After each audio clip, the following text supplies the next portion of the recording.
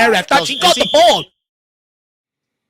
Yes, everyone. Welcome back to the Irish Hotspur. It is your boys Jack and Dave here, providing you guys the second Premier League watch along of the season. We've covered all of the pre-match, preseason games. We just finished up with the pre-match build-up. We've given our discussion as the lineups came out, but we are about 30 minutes away, 24 minutes away here from kickoff, and we're looking forward to what hopefully could be our first 3 points and our first win at home of this season. Ange Postecoglou, he's had to make some tough decisions. Looks like maybe certain Richarlison might not be fit enough to be able to start at striker. We'll have to delay the pigeon dancing even further. So while some of you, like myself, might have gotten up nice and early to warm up the neck, do some good neck exercises, you are going to have to wait that little bit longer. But let's go through the lineup here. We'll ask how Dave is, and then we'll get to you lovely people in the chat. Thank you so much, as always, everybody, while you're hopping in here, for picking us as your watch-along destination.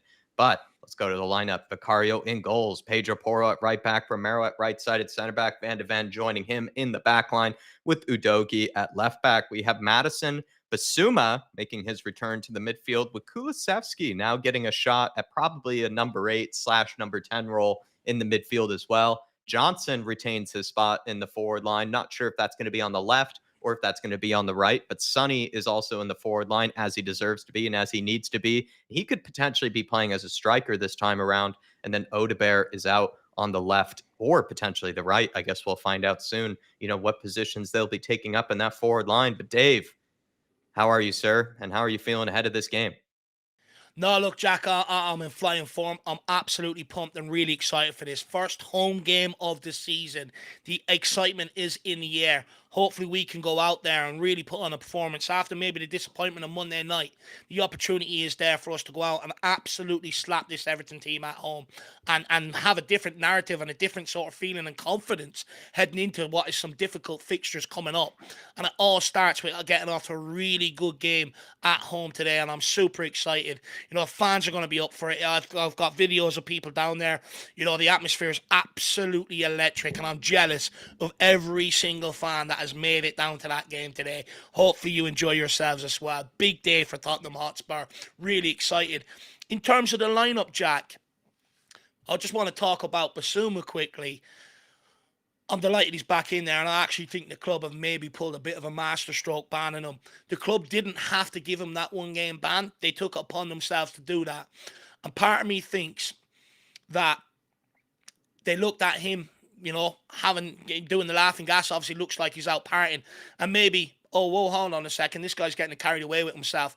Give him a ban, make him come back with a point to prove today. And I have a feeling he's going to absolutely ball out today. He owes a massive performance to the fans, but also even more so to Postecoglou now that he's put him straight back in there. And I do think it was designed to get a reaction out of Bissouma heading into this tough run of games, because the way I see it, Jack, there's no coincidence that our best run of games last year was when this guy was at his very best. As soon as his performances fell off, Tottenham Hotspur fell off completely, which maybe alludes to that this guy is so much more important to the system than what many fans actually think.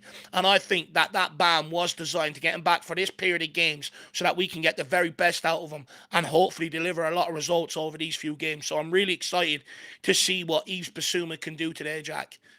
Yeah, I am as well. To be honest, I'm just kind of excited about Bentancur being given that chance, to take back his spot in the number 6 role. But here's a chance for Bissouma to receive a little bit of a scare because Bentancur played so well, but then also a bit of a scare with, like you said, maybe how the club did handle his situation. And I think I agree that the way they dealt with it in-house, I think, was very appropriate, very kind of thought out. And hopefully Bissouma, gets, that sort of whatever it is, wake-up call, whatever you want to call it, and he takes advantage of also still the faith that Spurs as well as Ange Postecoglou are showing him, because he's such a terrific guy. He's a nice person. Like, he's someone who you want to kind of just, put your arm around and, just want to probably go out, have a nice time with.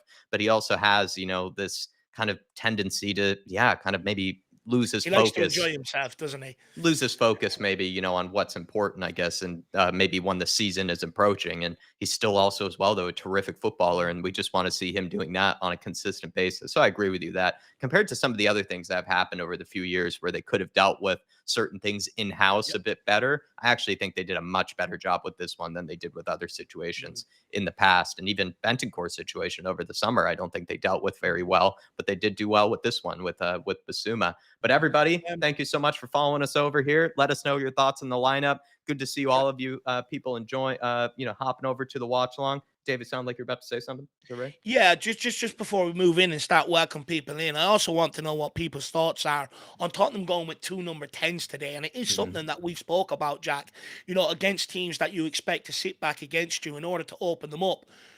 Go with 2 number 10s. Maybe it's a bit harsh on Papa Matasar and you drop him, but hopefully it brings a lot more creativity for Son through the middle today, having Kulusevski and Madison providing them chances. Kulusevski had a great link up with Son in preseason, and it'd be interesting to see whether they can develop that today. And that might actually be a masterstroke on how we get Son involved more into the game through the middle, playing as that striker. And I'm delighted for Kulusevski today. And again, I think he's one that looked really sharp over preseason. I'm expecting a really big performance from him here today. But I also think this time around, bringing Papa Matasar off the bench maybe in the second half, where we do have a bit more difficulty in games, and get him to go around and try and turn ball over, I actually think might actually be the right solution today to what we've seen against Leicester. As soon as games get tough, bring in Papa Matasar and let him go and disrupt that flow with fresh legs. So I think, that decision there is correct. I think where my main concerns come around is that forward line. Yeah, and Kulusevski needed to start or needed to get some type of considerable minutes because he's been our best performer so far this preseason. And I'd agree with you that Ange Postecoglou probably just needed to find a way to get him into the team. He has done that, not necessarily in the position that I expected, but we'll see how this unfolds and we'll see how this works out for him. Good to see so many people in the house, though. We'll go first to Mark, who's saying Richie doesn't start. Shows I know crap about football. Dave, you're the one who knows ball. Well, I guess Dave was more or less correct. Richarlison isn't going to start. I wanted to be pigeon dancing, but it won't happen as soon as I thought. Mark, big up to you, sir. And Madison, let's hope for a big performance from him today, sir. Ribsy85, good to see you, and thank you for your work on the pre-match build-up earlier. Dave and I were just chatting about how we thought you made a lot of very good points, and you made a lot of sense throughout it. So hopefully you have recovered. Grab yourself, maybe a nice drink beforehand, relax, get yourself a bag of chips, whatever you need before this game. Ribsy, big up to you, sir. Shamu Van Woo is in the house. Big up to you. 2 a.m. kickoff for you. I'm sorry about that, Shamu. Stephen Wilson is in here. Attack-minded teams play better when it's wet outside, says Stephen. That's fair, actually. The ball's, a bit slick, moves across the surface even faster. Very good points there. DB is in here. Big up to you, DB. Hopefully you're keeping well. Thank you for your support for this channel. Theo Isaac is in here. Darren Johnson is in here. The Big Doug is in here as well, pointing out that it's Romero's 100th match as a Tottenham Hotspur player. I'll be honest, Doug, I love Romero. He's one of my favorite players in the world, regardless of even he was a Spurs player or not. He's just the type of player that I just kind of fall in love with, those kind of nasty type defenders that also have a bit of, about them when it comes to what they can do in possession and various other things. But I am a huge Romero fan, and he is a great player for us. And I hope that he can play 100 more games for us in the future. Jimmy Hotspur is in here as well. Big up to you, Jimmy. Shem Tan, how are you doing, Shem? Hey, Sleepy Jack and Mr. Dave. Congrats on 15K. Come on, you Spurs. Thank you so much, Shem. You've been with us, I think, from the very, very beginning in these watch-alongs and in these chats. I do remember you always popping in during these watch-alongs and various streams when we've gone through these roller coasters of seasons. And thanks for supporting the channel in the way that you do. Thanks for being a member. Just thanks for being a part of our community. And I'm trying my best not to be sleepy today. I think, for the most part, I got about 7-8 hours. I went to bed, pretty early, went to bed around 8:30, 9, kind of like an old man, to be honest, just at this point, getting up nice and early in the West Coast for these games, going back to my old, times of being a Tottenham Hotspur fan, having to wake up at the crazy times. Big up to you, though. And thank you for your support for this channel. No, big up, Shem. But to be fair, I'd argue you were probably more alert and awake than I was on the pre-match build-up. So fair play. Shows that maybe sometimes that 8 o'clock, 9 o'clock sleep is good for everybody. Darius, good to see you. Really appreciate your support as well as a member. Saying big up, Jack, and everyone in the chat. Let's go 4-1. Come on, you Spurs. I mean, Dave and I would be all over the walls if we got a 4-1 score line today. Slow Jamrod is in here. Good to see you. We have Ange Ball, Darren Johnson, Rec Ross, and then Dark Sun G. Big up, Dark Sun G. Come on, you Spurs. Man United lost. No way. Yeah, they lost 2-1. Oh, my gosh. Why is it that Sun is that striker? Dark Sun G, what I appreciate about you, appreciate about you is that you're a huge Richarlison fan, just like myself, and you're also a huge Sonny fan, just like myself. But while you're a big Sonny fan, you seem to also agree with us. You don't have to agree with us. It's not like we have that sort of type of mentality, but you do seem to agree with us that it's just these type of games against these type of opponents like Everton, where it's a low block, there's not much space in behind, just doesn't suit Sonny as a striker. I hope that he can put in a good performance still, and his hold up play, he's able to channel the best of it that he has. It's not really his repertoire. It's not really his game to be playing with his back to goal in this type of manner. But it also requires that some of the other players step up, right? That Odegaard is then to step up. He can take on some of the burden. Brennan Johnson takes on some of the burden because it can't all be on Sonny. And recently, the criticism of Sonny for me has just been way over the top and just completely ridiculous, if you ask me personally, Dark Sun G. And I hope that Sonny gets one of these chances that he might have had in the last game and just absolutely buries it in front of the home crowd, and we just all go crazy. One thing to add, though, while I'm not the biggest fan of Sonny at striker like yourself, if he does have Kulusevski working quite close to him, and if Kulusevski is able to stay near him, they have that really good partnership with each other. They seem to understand each other's movement, each other's game. And so maybe there's some sort of hope that while Sonny isn't playing in his ideal position, someone like Kulusevski can still get maybe the best out of him and working with each other, playing in the midfield. I don't know, Dave, quick thoughts on that? Like Kulusevski playing in midfield might actually help out Sonny at striker. Yeah, I think having Kulusevski and Madison there, is might actually help Son try and slide him through either end. But where my concern comes in is everything are going to block up that middle. They're not really going to try and give us too much space there. So how effective is it going to be really? For me, this game is all about the wide men. Son is our best creator off that left hand side. We really need a massive game from someone like Odegaard on his debut today to fill that void, and it's a huge ask of the guy. Brennan Johnson down the right hand side, anything the guy gives me now is a plus because I expect very little from him. This guy is not a guy that unlocks doors against teams starting games. When they're tired and there's a lot more space to operate off the bench, fine. That's where I got a lot of his numbers last season came from. But when he had the starting games for Tottenham Hotspur, that end product dried up because he's not the answer to that guy to unlock teams from out there. So I think we're relying on a lot of it coming through the middle rather than out wide today, which concerns me a little. But let's wait and see what happens. Yeah, well, Dark Sun G, we can only hope for the best, and we can only hope for many Sunny celebrations, and then maybe some camera celebrations as he does, and then also maybe some Richarlison pigeon dances afterwards. And you never know, maybe a Timo weenie on the dance floor. You do never know. Big up to Daniel Harris. Thank you for supporting the channel, sir. Slim Boy Tubbs is in here. Brooklyn Evans is in here. We also have Ange is a fraud. I wonder how you feel about Ange. Scotty Hynam is in here as well.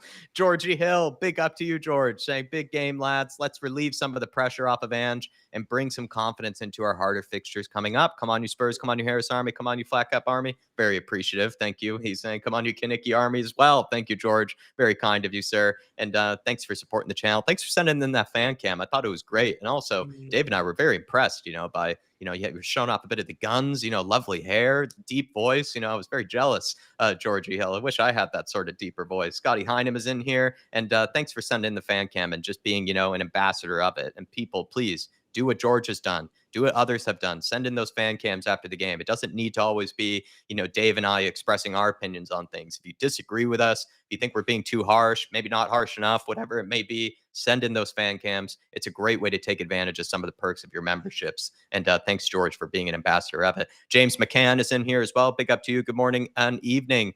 Good to see you. We also have Adam Phillip, MV Joker Davis, the only one and only MV Joker Davis. Big up to you, Edward. Hopefully you're all right, sir. Steady Eddie. Dan Coys, big up, Dan. Hopefully you're all right, Dan. Afternoon, David Jack. Just a bit of rain in N17. Come on, you Harris Army. I was watching a bit of the Brighton Man United game while we were in the pre-match build-up, and it looked like it was dumping over there. In fact, there was a bit of a Brighton waterfall happening in the stadium, something similar to what you see at Old Trafford. Hopefully, Daniel Levy has made sure that the roof isn't leaking, that every little hole is sealed, all that stuff, Dan Coys, because, yeah, it looked like it was dumping. It doesn't look like a bit of light rain. It looks like some heavy rain, but maybe over in North London, it's not so bad. Dark Sun G says, I hope Odegaard scores and assists on his debut. Come on, you Spurs. Well, Dark Sun G, we were chatting about that earlier on the pre-match build-up, and that's what I said to Dave. I hope that Odegaard comes into this game knowing that and realizing that. I think there are positions up for grab in that forward line, whether it's, the left wing, right wing. I think Sonny can play either side if he needs to make room for someone like Odegaard, but it's up for Odegaard to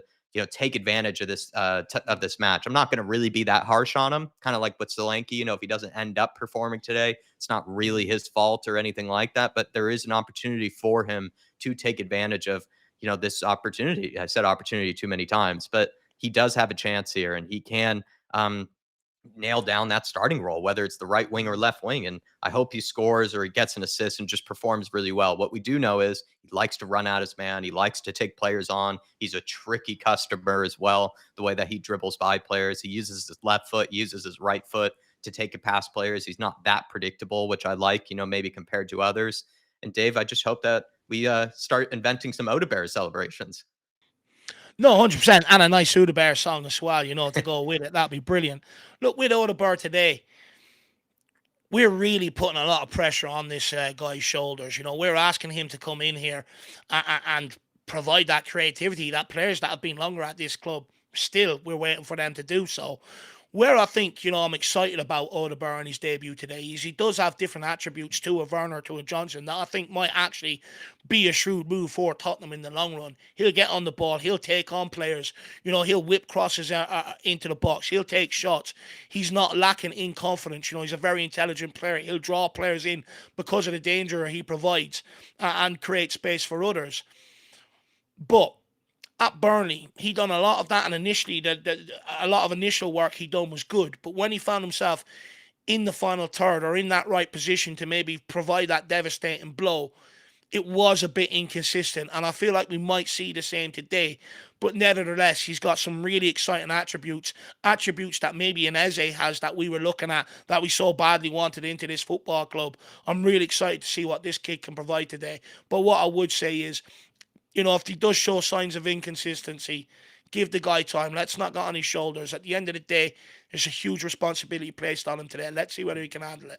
Yeah, let's see if he can handle it. That's for sure. Good to see you, Joff Totten, saying so much negativity is draining from some fans. Listen, I think at this point in time, Joff, where, first game of the season, people want to go off on a flying start, and then it's hard not to in any way sort of overreact or underreact. It's I think it's one of those things where people do get frustrated when Spurs don't get off on a winning start against a relegation team like Leicester City. But let's hope that we grab 3 points today. We're all singing Kumbaya. We're all just dancing, off of the walls, doing Timo Weenie on the dance floor. He's doing Richarlison celebrations. Because at the end of the day, fans, they take losing, they take drawing, in different ways. And it's just how kind of sometimes football is, especially in the beginning of the season, where I think we're so desperate to just see your team, performing well, that when they're not, or they're not getting the results, even though I think we played pretty well in that game versus Leicester for the most part, I think we just want to see the team, start off on a winning, kind of on a winning trend there. And sometimes it can lead to maybe just some unnecessary,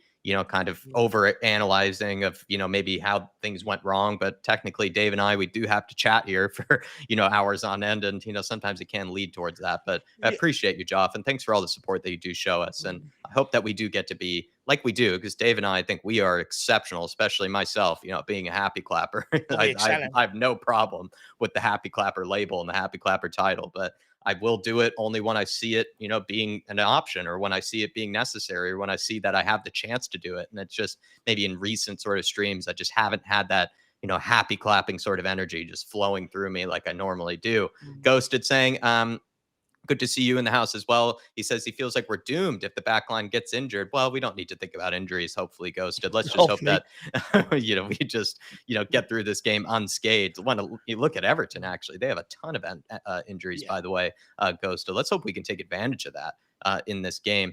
Good to see Paul and Dor. He's saying chips are different in the UK to USA, Jack. Well, Paul, if you've been on our recent TIFO streams, you would have saw that at one point, Dave and I were talking about 45 minutes straight, about the difference between chips in the UK versus the USA. So if you are interested, we really need to get a new hobby. If you are interested in that type of action, that type of conversation, feel free to join us on TIFO, because I am well aware of the difference. Don't get me wrong. I am well aware of it. Big up to you. Skunky Works is in here as well. Appreciate your support as a member. Ack Shegs is in here saying, any good bets on today, lads? Well, Ack, now, kind of taking a break from that sort of thing. I'm also in, the Washington State, where it's not really that available to me, as much as it was, back in New York. But let me know if you have any on Ack Shegs. And if you end up getting a good winner, feel free to share it with us, in the chat. Would like to know what's maybe on your mind. But Dave, if you were to partake in something like that, anything that's on your mind? Today, oh, I don't know why. I have 4-0 in the back of my mind. I've gone with a 2-0 prediction, but I've had 4-0 in the back of my mind all week. It could very well be the day. Look, it's raining.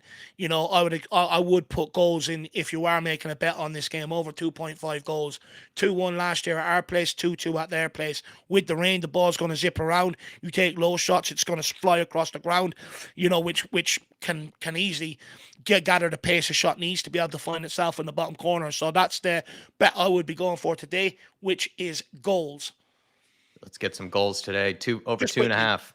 Yeah, Dave. we're so far behind on the chat. There's nearly 600 people watching. We're never going to catch up before kickoff. So everybody, big yourselves up. Yep. Thank you very much for joining us today. Thank you very much for choosing this as your destination. Also, fan show members, do not forget, after every game, you have the option to send in your thoughts on I'll put all the details up for it in the community section on today's game.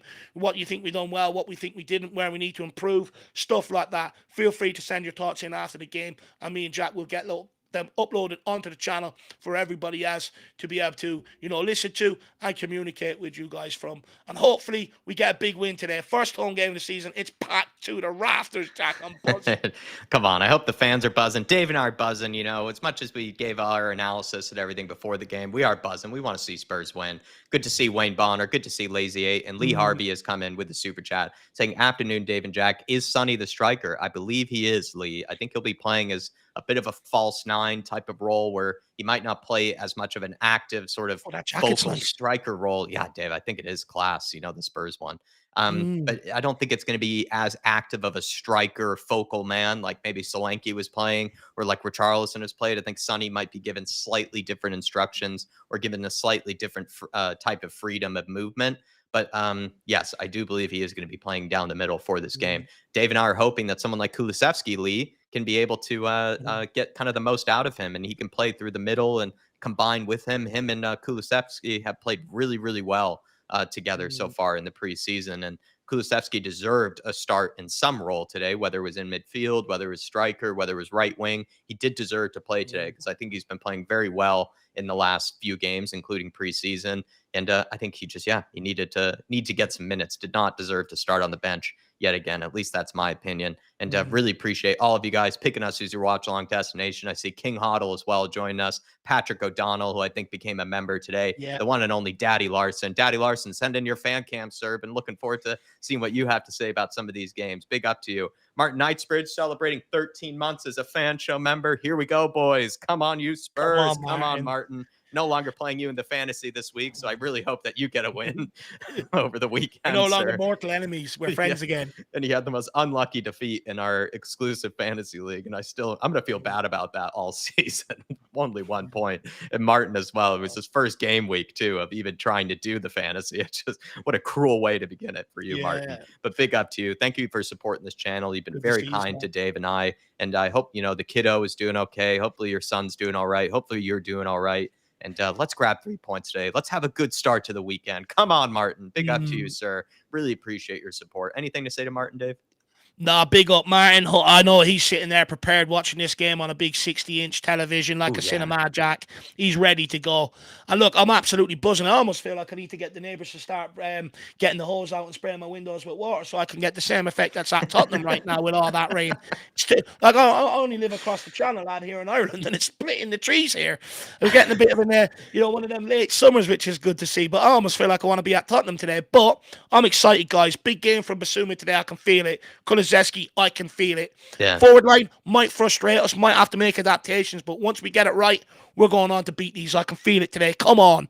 It's actually raining in Seattle over here, so we are trying our best to mimic some of the weather that you are seeing over in North London. And you're also sleepless in Seattle, Jack. Sleepless in Seattle, especially me. And also, I do have a Spurs. It's kind of more like a windbreaker type of jacket, not really rain jacket, but I'm planning on rocking that today after this watch along on a nice run or something or another. I'm going to be able to rep the Spurs kind of winter gear earlier than I expected because it should still be the summer. But over here in Seattle, sometimes the summer can be quite short, and then the winters and the spring can be quite rainy and can be quite dark. But let's get it started. Sunny. He's standing over the ball here. Georgie Hill with a super chat saying Wilson looks great in Lillywhite, doesn't he? I mean, him and Solanke especially, I think, look very good in the Lillywhite. Whether you like those signings or not, I think we can all agree they do look pretty good in that Spurs kit. Those guys, you know, they could be models for the club, even if they weren't football players.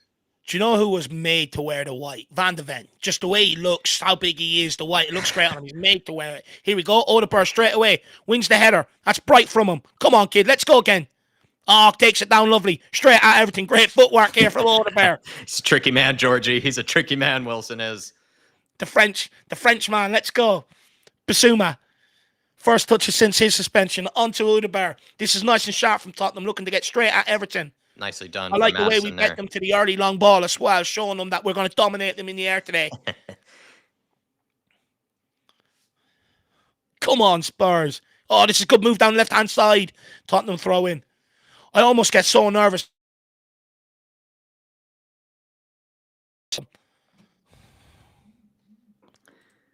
Think you might have broke up maybe a tiny bit there, Dave, but Romero. Oh, gives it away. Not a great giveaway from Romero. And they're in behind. Well recovered, though, from Van de Ven. He's got to be sharper there, Romero, with the passing. He's got to get that under control. I was saying, Jack, I almost get very protective of Van de Ven. Every time he gets tackled, you know, I get concerned. He looks better in the Lillywhite than he does in the orange of Netherlands. Romero. That's for sure. Lovely switch of play. That's the Romero we know. Out to the Wilson. He plays it down the line to Kulis Madison, I believe. Oh! The ball, Madison! Johnson! Oh, just a bit behind him. Unlucky. Son and Johnson looking to get on the end of that. Good ball by Madison. Johnson corner. Hits the man, gets a corner kick. Come on, Tottenham. This is a very good start, Jack. Open a minute 30. We're straight at them. That was a great cross from what a ball. I think this is Madison here who plays this. Left-footed. It's a gorgeous pass. What a ball by Romero out to Odegaard as well. It's good to see us mixing it up a little. Kulu on the corner kick. It's going to be an in-swinger. In pre-season, Tottenham sent a lot of men to near post and got joy the other night. It's another one near post. He really hit it hard there. Romero flying himself at it. Oh, people are getting in the way of a Pedro. Oh, that's a great ball. He's on side. Pedro! Straight at the keeper. Kulu. Oh, penalty, no? No penalty. Oh, Romero. Come on, Romero. Come on, slide him. At a rom bomb. Yes. Rough him up. Oh, I thought it was about to be a rom bomb, everyone. Oh, we were so close, Jack. So close to getting that early rom bomb. Great start from Tottenham. Early intent. But again, need to take these chances. Good ball. Pedro. Come on, Porro. No target man. Range.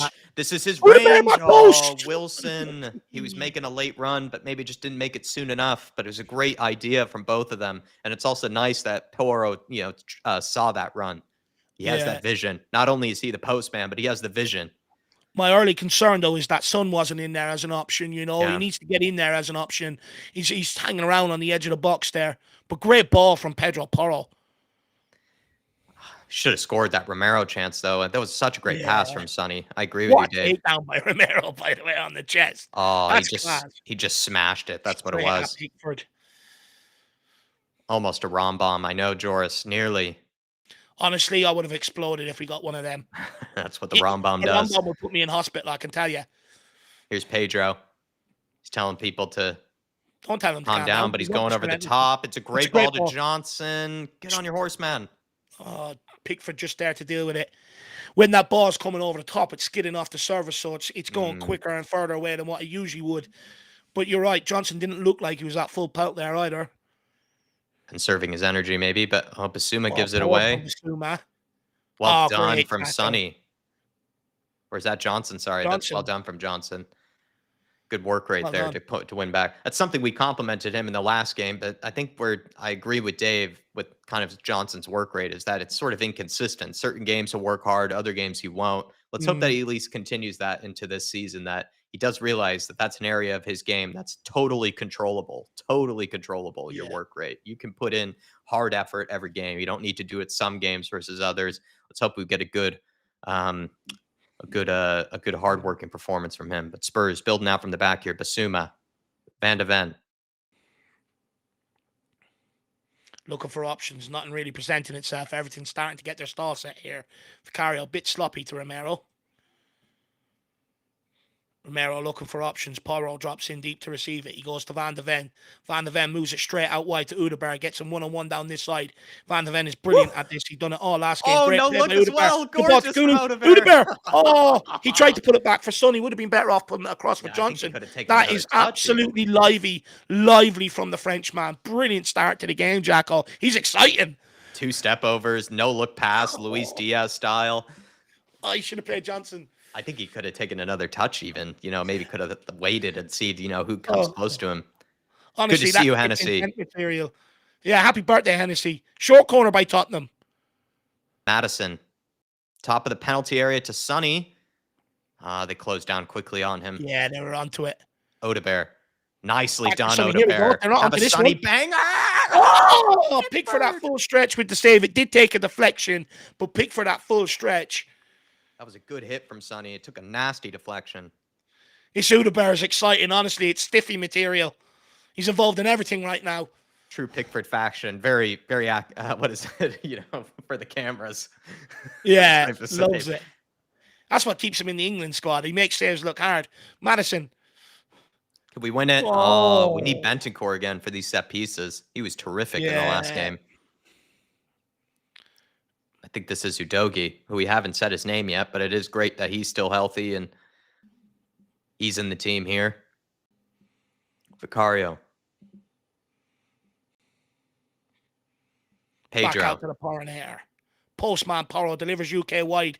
Trying to get some pornography, says Dave today. Honestly, that guy is like watching pornography. He should have his own highlight reel and he could hashtag it pornography. Actually, I need to DM him. I need to tell him. He's missing a trick here. Ball boys still having howlers this season. I feel like that was an issue last year. I thought they were having a rule where you're supposed to have that multi-ball system where balls are sitting there along the side on a cone. So if one ball goes, you can just pick up another one and get straight on with it.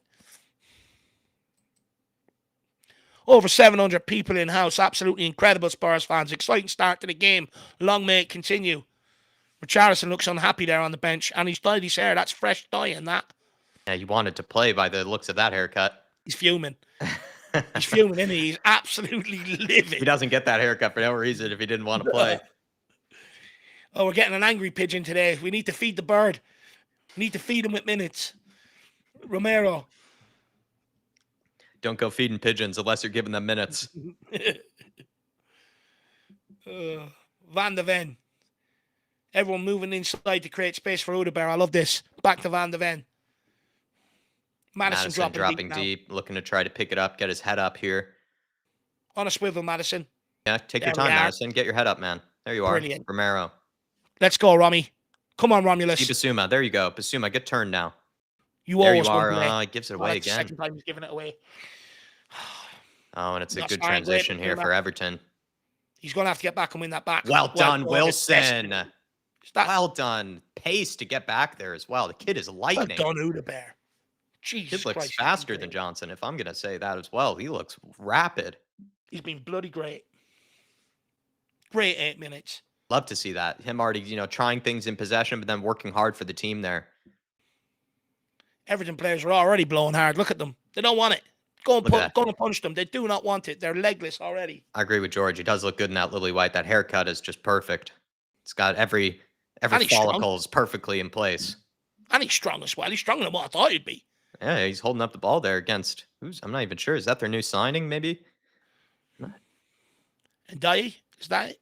No, and Jai, I think, is more of a striker, but they went for Dominic Calvert-Lewin. He came on for the wing for them there at the weekend. We barely had to say any names for Everton so far. They've barely even touched the ball. Everton with the throw in here now, though.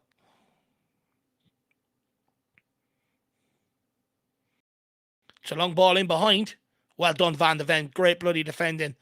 Bissouma late on the challenge. Everton have an overlap here down our right-hand side. It's a ball across. Great defending by Romero. Cuts that one out. Is it gone off the defender? Is it gone out for a goal kick? I think it might have,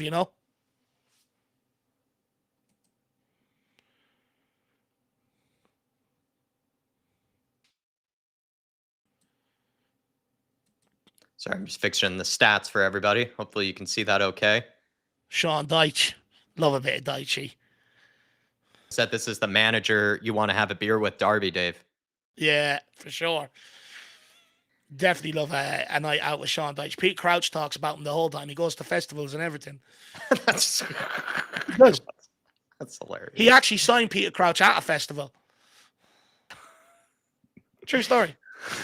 What's amazing too is as well, they actually had him for the what was it? I think it was for one of the games. Or when they had the managers. Romero, great ball over the top. Madison takes it under control. Can't get the finish. Great ball. What a ball over the top by Romero for James Madison. Oh, he should have finished that, Jack. Yeah. That's 2 good chances already. One for Romero, one for Madison. We've got to take these chances. Great flick by Udebert. Sonny. Nicely done, Sonny. Come on, Wilson. Let's go, Willie. Step over. Free Willie. Great movie. Oh, he's still on the ball. Biss. There you go. He's created space for Madison. Come on, Madison. Get it in now. There you are. Yeah! So close from Johnson on the end of that with his head. What a delivery by James Madison. Unbelievable play from Tottenham. That's our 3rd chance. We have to take one of these. It's good play by Tottenham, though. Wilson Udebert, I have to say, is looking absolutely sensational. Dave's liking the look. He likes some Udebert on his toast now, Dave. Oh, love it. Hopefully he can spread me like he's spreading them fullbacks, Jack.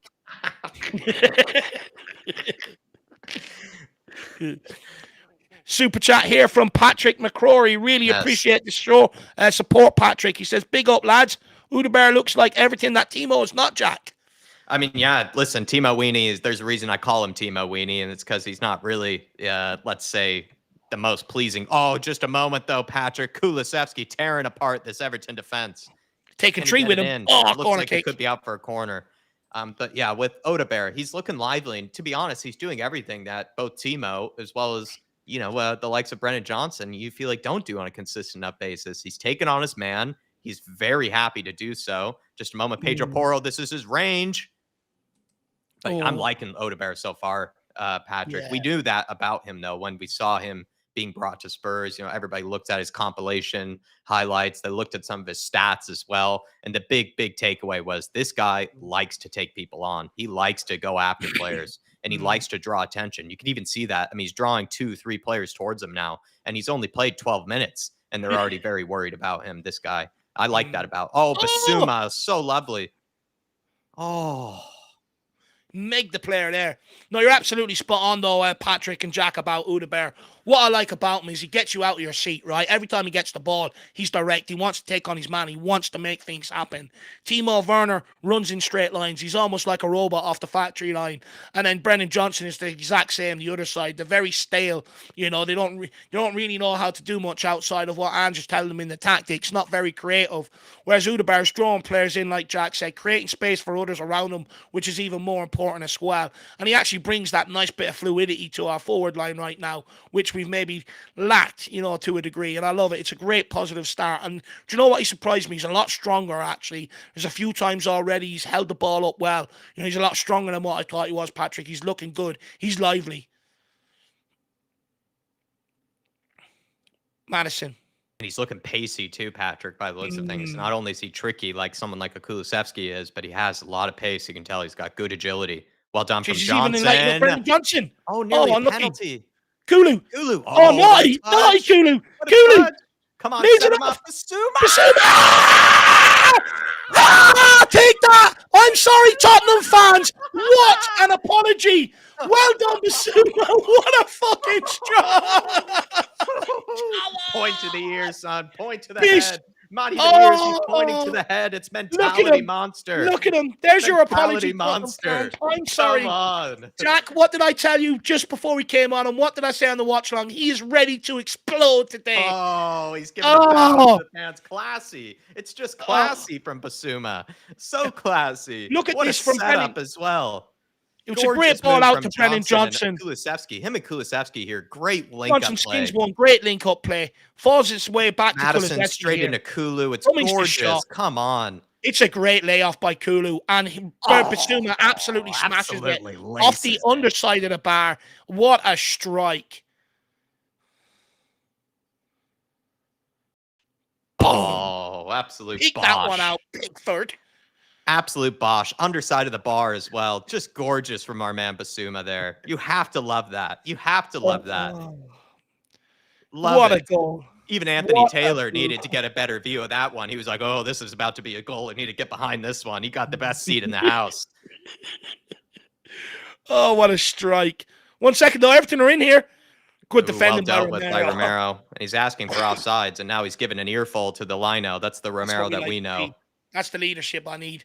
Oh, Jack, what a strike from Bissouma. What play by Kulusevski, by the way. He gets the assist there.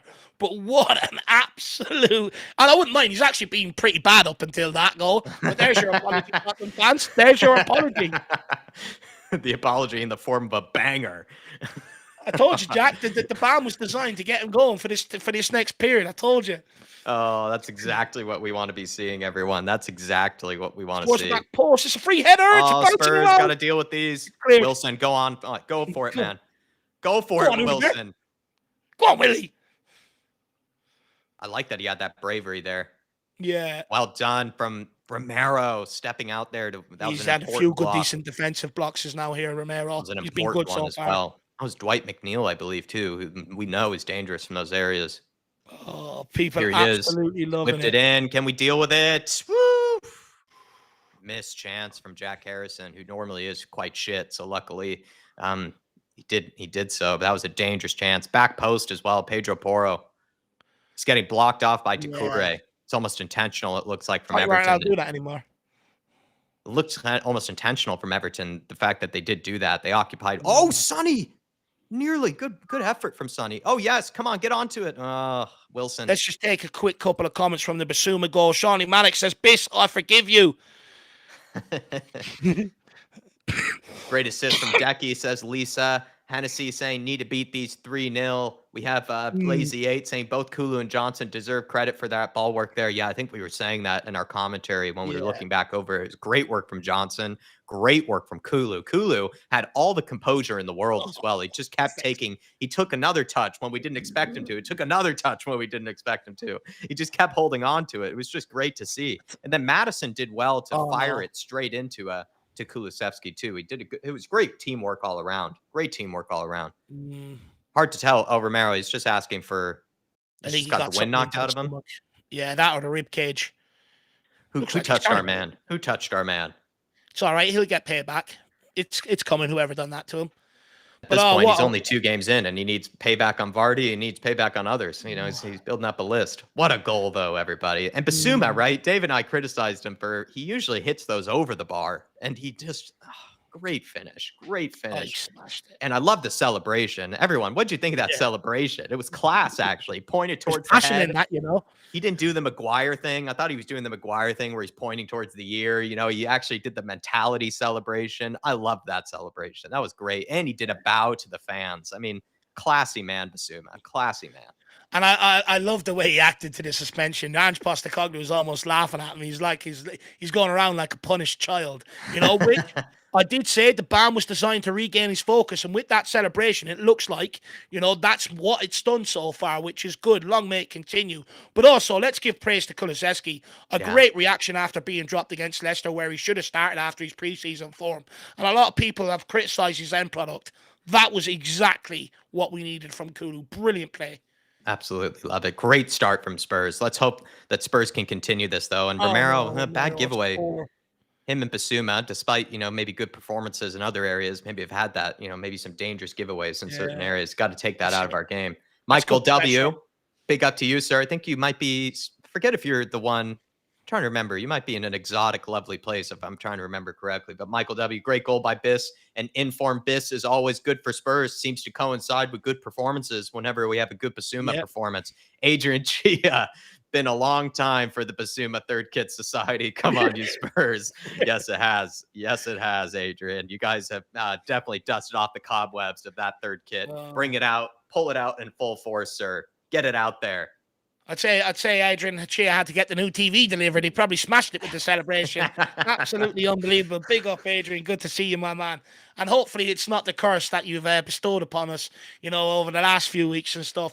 But that guy who also said, Tottenham playing well seems to coincide with Bissouma playing well. We mentioned a bit, Jack. We spoke about it before the game. Is there any coincidence the 10 games we got off to that everyone references on the ranch how it could be? Bissouma was at the top of his form. As soon as he fell off, Tottenham fell off. And that we were saying that maybe he's a lot more crucial to this system than what maybe all of us think. Yeah, I mean, even Ange Ball saying to you, Adrian Chia, I love you, Bissouma. He's our boy. Come on, you Spurs. He loves this club as well, Adrian Chia. Whether you're a Bissouma fan or not, he does seem to really have an appreciation for this club. He calls it the best club in the world. He has, like Dave said, maybe gotten a bit of a humbling recently, but he's behaving, like a punished child. I mean, he's doing all the right things, after this. Great ball. Oh, great build-up play from Spurs, though, everybody. Take my breath. Oh, Kulu, just a little bit too far in front from Kulu there. But great start from Spurs, and just great player to see score. Of all the players you want to see score, that was not one maybe we thought about in the script. You're talking to Dark Sun G about Richarlison, Sonny, Odebear, but Bissouma scoring. That's just beautiful to see. And he doesn't score often, this guy. So it's great to see that. It's great to see that. Honestly, it'd be one of them moments in history. Where were you when Bissouma apologized to the Tottenham fans? It's absolutely fantastic. Sean, he ran to the manager. I didn't even get to see that part. I didn't even get to see that. Lovely to see. He did every single piece of a classy celebration. Yeah. Every single one. All three. And Sean Maddox saying it was a Wanyama screamer. Nearly. Nearly. Bissouma, great switcher play. There we are. He can do it. Fuck me. Where was that all last season? Who the bear? Skins his man. Gets a throw in. This is good from Tottenham. Tottenham are absolutely purring. But I would say I don't want to get too carried away because we need to take these chances while they're coming. We second half of games tend to be a bit more end to end. So I would like us to give us that buffer zone, that comfort zone, Jack, before half time. Absolutely. Keep up the pressure, Spurs. Come on, lads. Let's learn from the mistakes of that game against Leicester City, and let's push on for more. Let's grab this second, and then we can be home cooking from there. We'll be talking about chips. We'll be talking about biscuits. Yeah. Kulusevski. We'll be eating chips and biscuits if we win tonight. Johnson. Okay, good play. He's actually been good. Porro, he's in good range. Porro. Bissouma. Taking his time here. Maddison back to Romero. Romero sees Odebear. Take your time if you find him. Maddison into Johnson, gives it back to Maddison on this right side. Sonny, good to see him. He's pointing players where to stand, where to go. Good leadership from him. Bissouma, switch play to Odebear. Ooh. This guy, he's got it. I love him. He's got the sauce. Jersey with his name on the back. Oh, he's mixing them all over the place. He is hot crossing. Oh. Nearly taken out there. Almost a penalty, I'd argue, too. The control.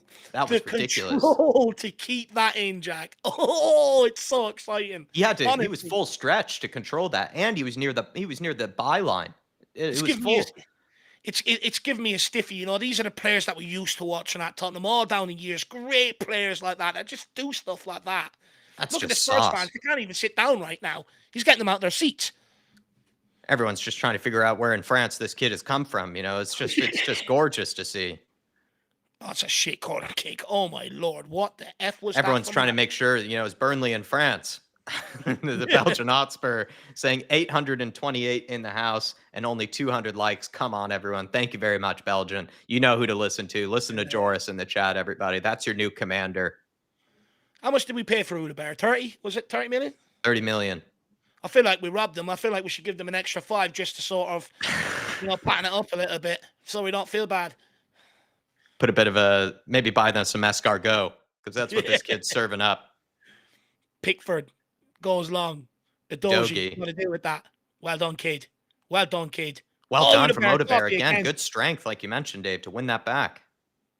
Keep going. Good Can't go pressure. backwards. Well Good done. pressure. This is good from Tottenham.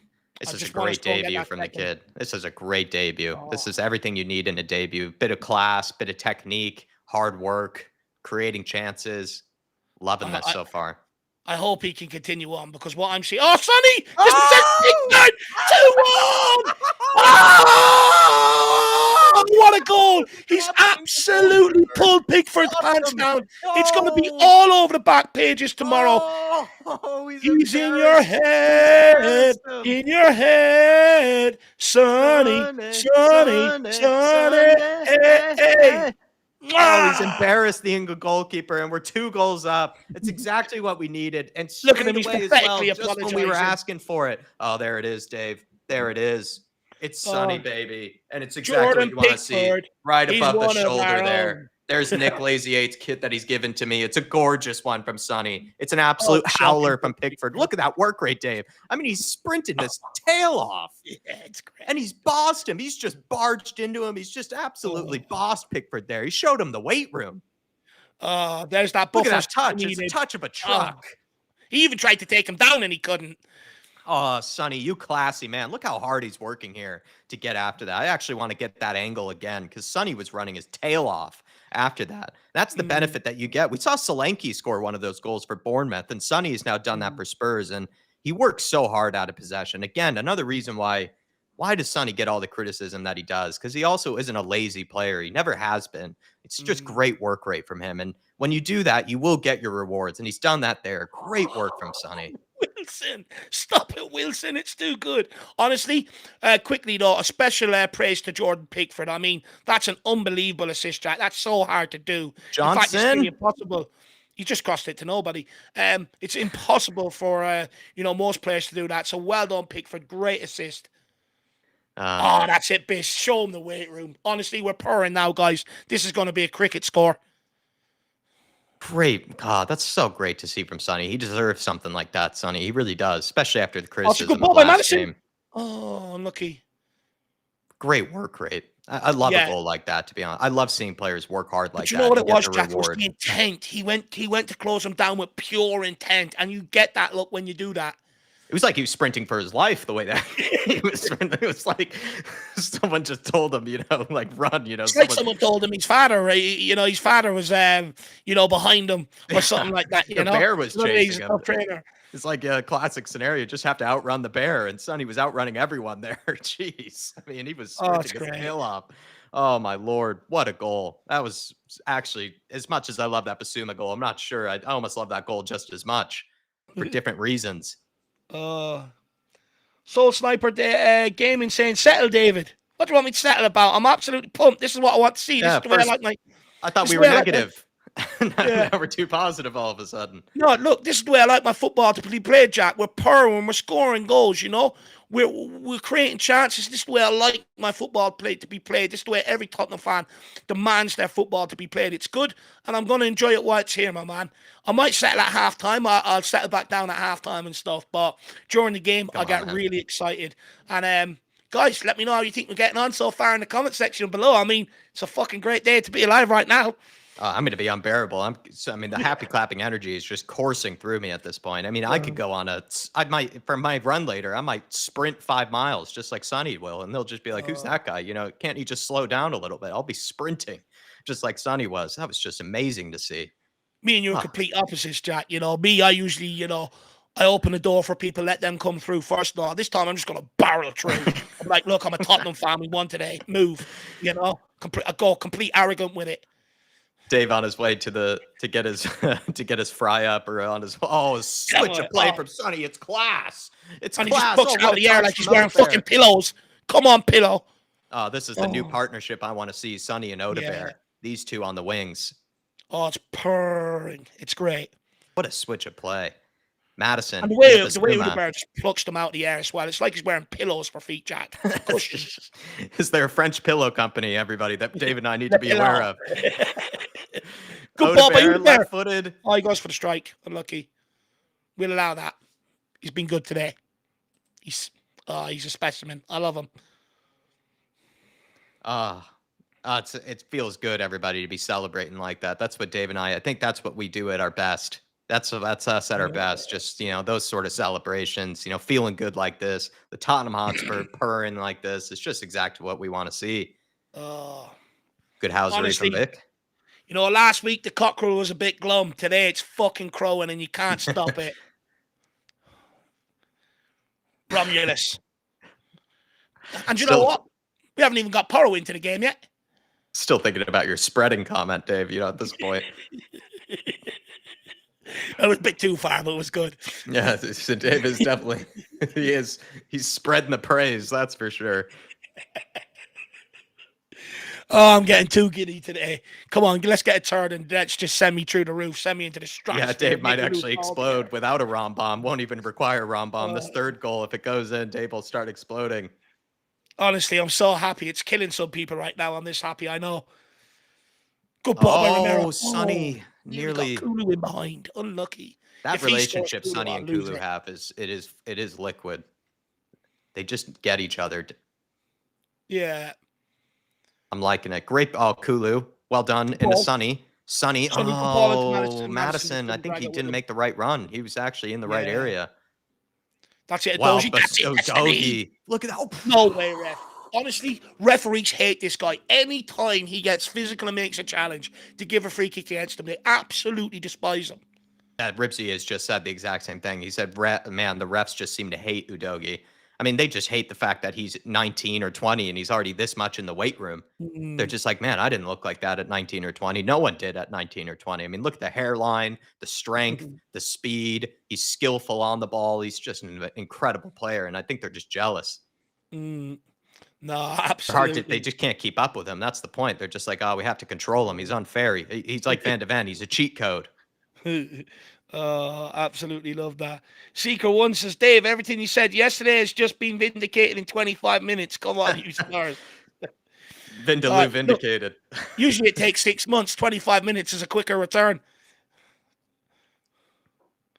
Oh, everyone's absolutely loving it. I'm reading the comments now. They're just like us, Jack. They're about to burst through the scenes. Martin Knightsbridge with the super chat. Loving Dave on Jack's happy clapping team. Is that the new fantasy team we should come up with, Martin Knightsbridge? Should we call it the Happy Clapper FC? We have to find a good one. Have to find a good name with maybe happy clapping involved. Honestly, we've almost been that good. I'm getting bored. I want another one. Madison. Odebear. Bissouma. Udogie. The intent is there. The killer instinct is there today. And just obviously rattled them after that Leicester game. Man, the man. Madison. Sean saying Jack missed the opportunity to put a sir in there. I'm disappointed. Very fair point, Sean. My sirs have been off this season. They've been very off. Look, we'll forgive him. He's taken in different air, Shawnee. It's a lot more clearer where he is now, So it's going to take time to adjust. But Dark Sun G has given me a reminder to do in more sirs. He's saying, by the way, guys, it's the worst ref in the world, Anthony Taylor. Come on, you Spurs. I think, we forgot to mention that to you, Dark Sun G. You probably knew before we did. But with the referee graphic, Dave and I, we do like to reserve some minutes to talk about which referee will be aggrieving us, this time today. And Anthony Taylor, it's nice that we're already 2-0 up because Anthony Taylor is a bit disappointed that he probably can't have the impact that he would like to in this game, Dark Sun G. But we know that guy is the source of attention. He loves to make it about himself. Do you know what I love about it? The football's been that good. We haven't even given them a chance to try and get involved and turn the game against us. It's been brilliant. But do you know what annoys me, Dark Sun G? I actually had the two graphics ready this morning. I had them in the back end. I just forgot to bring them up completely. I just got carried away with myself on game day. All composure went out the window. So I do apologize, Dark Sun G. But you're right. Because I did actually have a question for you, designed for you. But it's too late now. Oh, Vicario nearly trying to do his best impersonation of Pickford there. Dark Sun G he's probably doing the sirs for me in this game since it's. I think there's many at home doing the sirs for you. I think people think it's becoming a cult hero sort of thing, just like the flat cap. Big up Dark Sun G, man. I mean, Anthony Taylor is probably my least favorite referee in the entire business. It's like Romero, gave it away again there. Dangerous chance. He's not been the best out of possession today, Romero.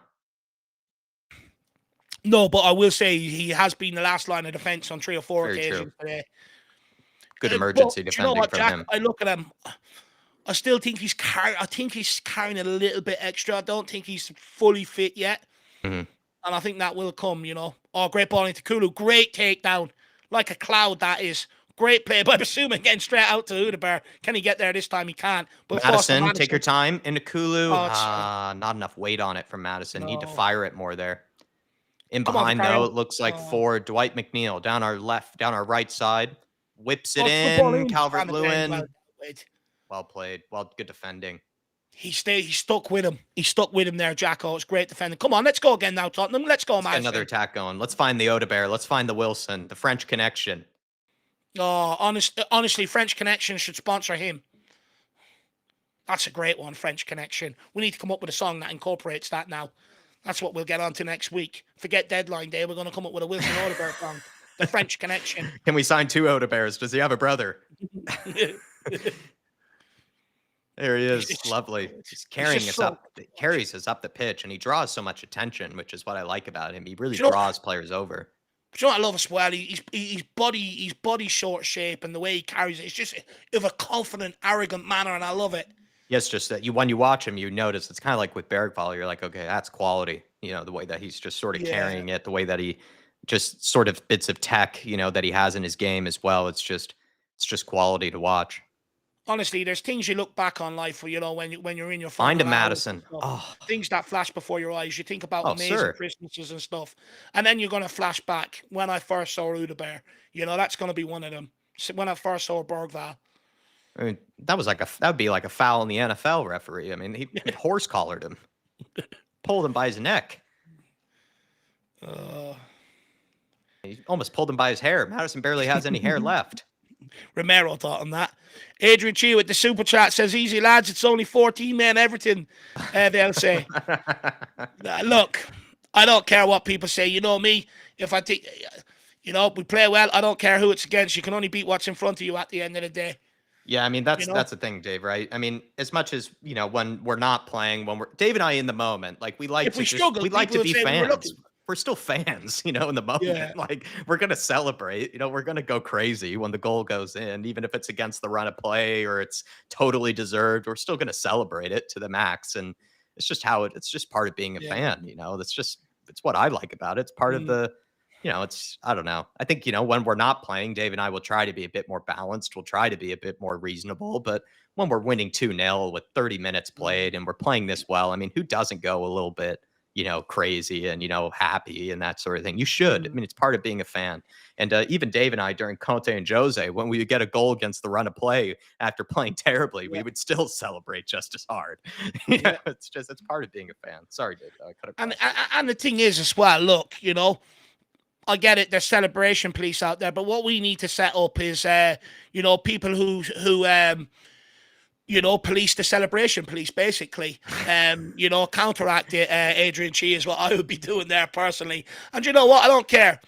You know, as long as we win games, that's all I care about. And I'm going to enjoy it when we win. When we lose, people know I get upset and I'll say where I think it's gone wrong. But at the end of the day, and I've said this many times, no one's going to tell me how to support Tottenham Hotspur the same way I'm not going to tell them how to support it. Simple as. Yeah, absolutely love that. Well, it's a Saturday. Tottenham are winning. It's what I get you. It's what I do Monday to Friday for. It's to see this on the weekend. And if I can't enjoy it, what's the point in life? Exactly. Well said. Nearly 900 from Johnson. Tuning in. Sonny, can you find? Great he had Madison. Good idea. Good idea. Good pressure from Spurs. Great pressure. Everton, they could barely see straight. Just my main concern is, can we keep this going second half? That's where it sort of fell off last week. We'll have that discussion at halftime, though. I'm going to enjoy this right now. Tarkowski looks like he's just being pulled out of Normandy right now, out of World War II. That's why you grab the second, though, isn't it, Dave? You know, so you can give yourself that insurance, give yourself that cushion. Yeah. So if you do want to maybe rest a little bit, if you do want to maybe take your foot off the gas, great tackle and work rate from Madison. If you do want to take your foot off the gas a little bit, you can. You can get away with it for a few minutes. You can pass it sideways. You can pass it backwards in these situations. Yeah. You don't need to be full throttle now. You can game manage a little bit more, can't you? Exactly. You know, you love a bit of game management. You brought it up. We had that conversation. You brought it up last week. Remember? Ooh, Bissouma. Oh, good ball. Love that. Madison into Good ball out. Odebear. Come on, kid. The Let's Wilson. The Odebear. Oh, he's Stick just someone. liquid. Oh, unlucky. Dixon got the best of him that time, who's also probably like Tarkovsky, can barely even see straight. He's in the trenches from Odebear. Good They're pressure just from begging to give us Madison. that ball Great back. work from No, Kulusevski, I fuck think that off, is. Brett. He's just Or angry Van de because Ven. there's no hair left. Honestly, it's a joke. He's jealous of Van de Ven's hair. Fuck off. Pissing me off. No need to give that. Yellow card to the referee. Bad collision. Hopefully this is just some housery from Van de Ven.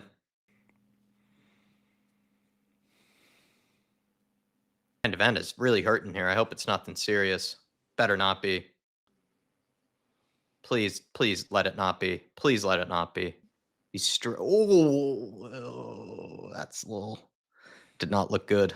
No, people are worried about him in the chat here, Jacko. That did not look good, Dave. Being down.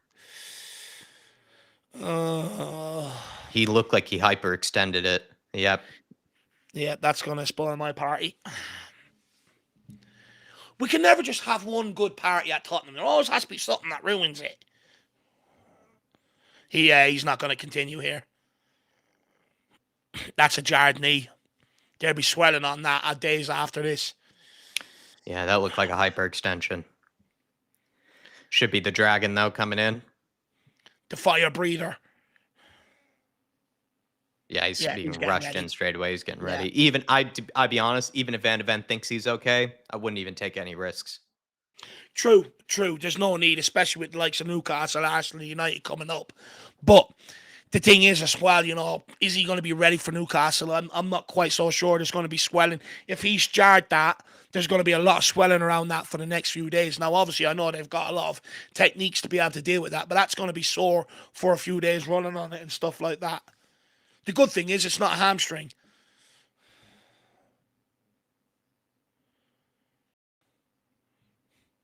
He's gotten up okay, though. He's walking on his own. It's gingerly, though. It is gingerly. Well, do you take the risk, though, Jack? Do you take the risk? No, you don't take any risk here. I think you take him out. Yeah. He's also a guy that I'm not sure if he's injury prone, but because of his just athletic ability, right? He's kind of a freak, right? Where he's so fast, he's so tall. Those sort of type of people, they can be fragile in that regard because no one's supposed to be as big and tall as him and be as fast as him. It's one of those things. So I just think you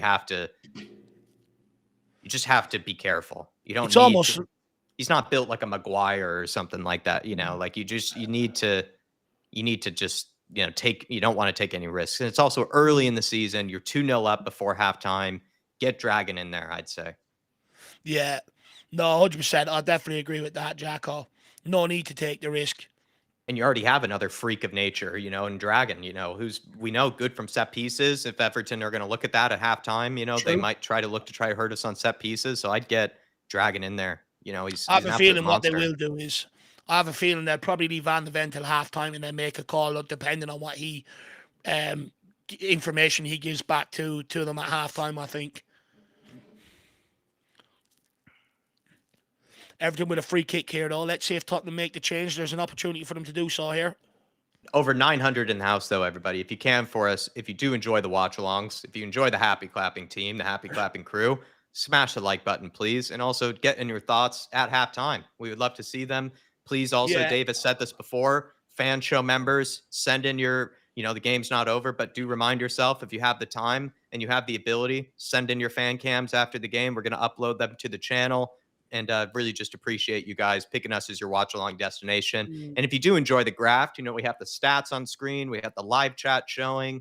We have the lineups and everything. Doing it on the OBS. If you want to grab a membership to support the channel, that also would be really, we'd be very thankful for it. And also, we're trying to do a lot better this year by you guys for anybody who does have a channel membership. So think about that as well. But thank you guys for supporting us in the way you have done today. No, it's immense. Everton with a corner kick here right before halftime, though. It's very important that we defend this. It'd be Dwight McNeil with an in-swinger, which we do have problems with. So let's see if we can defend this. But guys, make sure it's approaching halftime. Start getting your comments in on things you want us to discuss. It's towards the back post. This second or third time, it's a free header. It's just about cleared. We are so vulnerable. Dwight McNeil, we are so vulnerable from corner kicks. That's the second time they've put every man to the back post. How have we not copped on? Someone needs to say, guys, fuck zone mark and get to the back post and pick some of these guys up. I mean, he's the best in the business at it. Dwight McNeil at this sort of thing. He has one of the best crossers of a ball and from set pieces, and Sean Dyche, one of the best there is at this type of thing as well. Yeah. And they have Tarkovsky, who I think is also very dangerous in Come the air. on. Tarkovsky, he's kind of like Van Dijk, where he just wins every header. Yeah.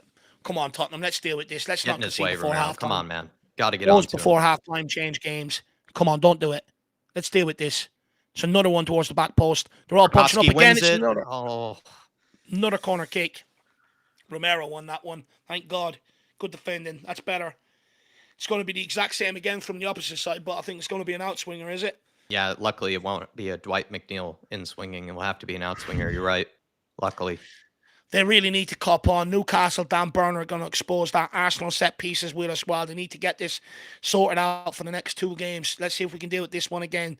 Still no injury time on the board yet. It's an outswinger from Dwight McNeil. Oh, dangerous. Whoever rose there. It's cleared off the line. By James Maddison. And he wins the header. Well done, Maddison. Great defending from Maddison. Wins the header again. No. Jesus Christ. It's bouncing around like a bloody ping pong. Dwight McNeil. Oh my gosh. It was like great defending in there. By Pedro Porron Johnson there. Very aggressive. I love that. Just what defending by James Maddison.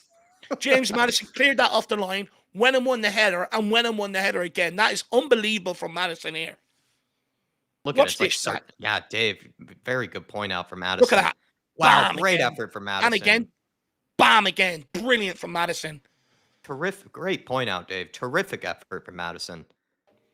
Just pick up Tarkowski. Do not let that big-eared idiot get on the end of this. Oh, was referee giving that as a free kick? Come on, sir. Let us out, ref. Give us a break here. It's an outswinger again. They're just going to try and find Tarkowski again. To carry up. Well done, Vic. Big.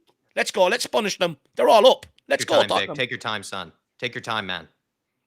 No need. No Jack wants need. Game management. He wants half time. No need.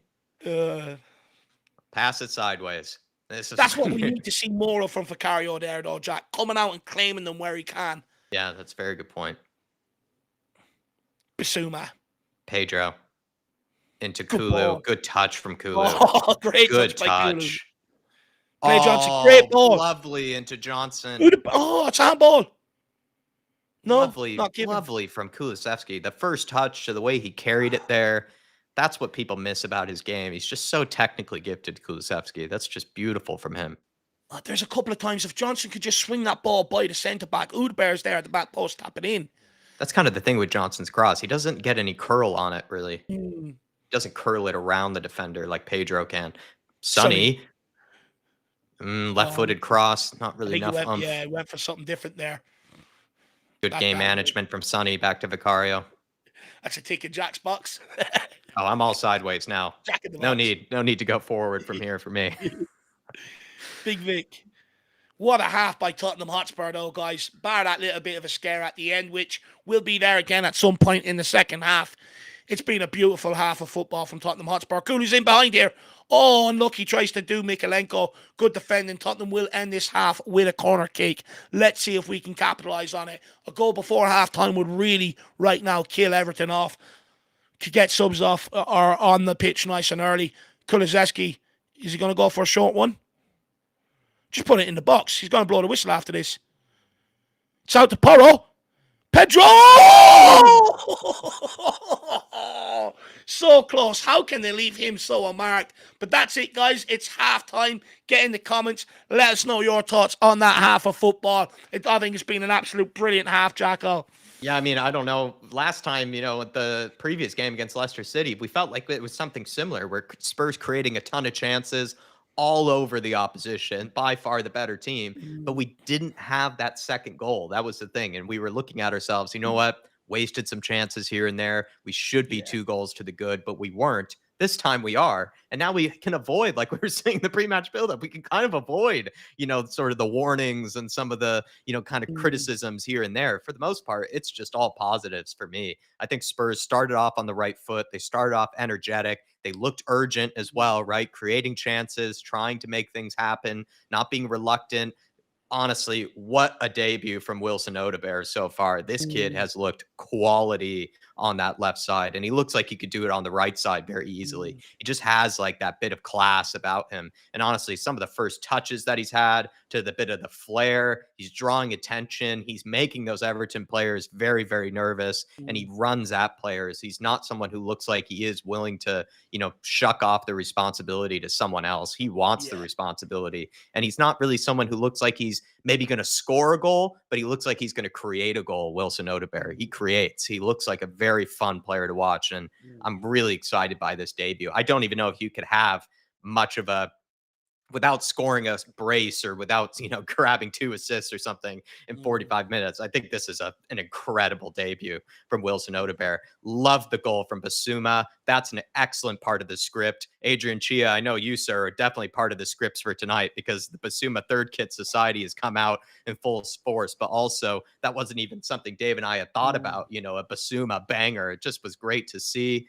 Sonny's goal was just one of my faves in a while, because I think Sonny sometimes doesn't get enough credit for how hard he works off of the ball. He's a world-class player, but oftentimes with world-class players, they don't, they can kind of get away with being a bit lazy. Sonny has never mm, been one of those players for me. He usually works his tail off out of possession. He was sprinting after that. Honestly, Dave, I mean, I have so many things to be positive about. mm. I Look, I think it's been a very excellent half of football. It's been a great half, and we've seen the exact same last week. But it's good to see that we went and got that second goal. Otherwise, we would have been sitting here going, warning signs are there. And I think Postecoglou actually deserves a lot of credit. There was a lot of skepticism around his starting lineup. Son playing up front, Johnson out on the right. But to be fair to Postecoglou, so far it looks like he's got it absolutely spot on. And bringing in that other number 10 in Kulusevski to play alongside Madison actually brings a different dynamic to us. It's actually really helping us going forward. We are absolutely purring right now. Obviously, there's a couple of warning signs towards the end of the half. Still very vulnerable from set pieces. But what I absolutely loved about our defending there is, although we weren't winning the first headers, which is something we need to go and learn to do, everyone was at it trying to win second balls, get their body in the way and stuff like that. It looks like there's a concerted effort here to try and keep a clean sheet, which I absolutely love. But now what I want to see is, we've got that good half. We have to park it, move into the second half. This will tell me whether we really have that killer instinct and really want to go and hunt trophies, or whether we don't. Is whether we go on and kill them now. They are sitting there like wounded prey right now. They don't really have substitutes off the bench to be able to change it. What you're seeing is what you're going to get today. It's now up to us. Brighton put 3 by them last weekend. If we can continue this same relentlessness, we can do 4 or 5. It's up to us to go and show that killer instinct now, and completely put them away. And hopefully nice and early, so we can get substitutions on. And with them substitutions, it should make us a lot more relentless, or continue that relentlessness for the full 90 minutes. When it comes to Udebar, there's a super chat there, Jack, so we'll bring that up, Yeah. and I'll have my thoughts on Udebar there. I mean, Dark Sun G has gotten us off straight away. He's saying Odebear is having a great debut. What a signing. I mean, Dave, I kind of said what I like about Odebear. What do you like about Odebear so far? I just think he's been absolutely beautiful to watch. He's easy on the eye, Jack. Anything. What I love about is any ball that's gone out to him, the first ball that went out his way was a high ball straight out there. You look at Udebar, not his strength.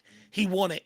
And not only that, he battled to take it down and get us in. From minute one, that guy played his way into the game, and he looks hungry. But every time he gets the ball, he's dangerous. He wants to take on that fullback.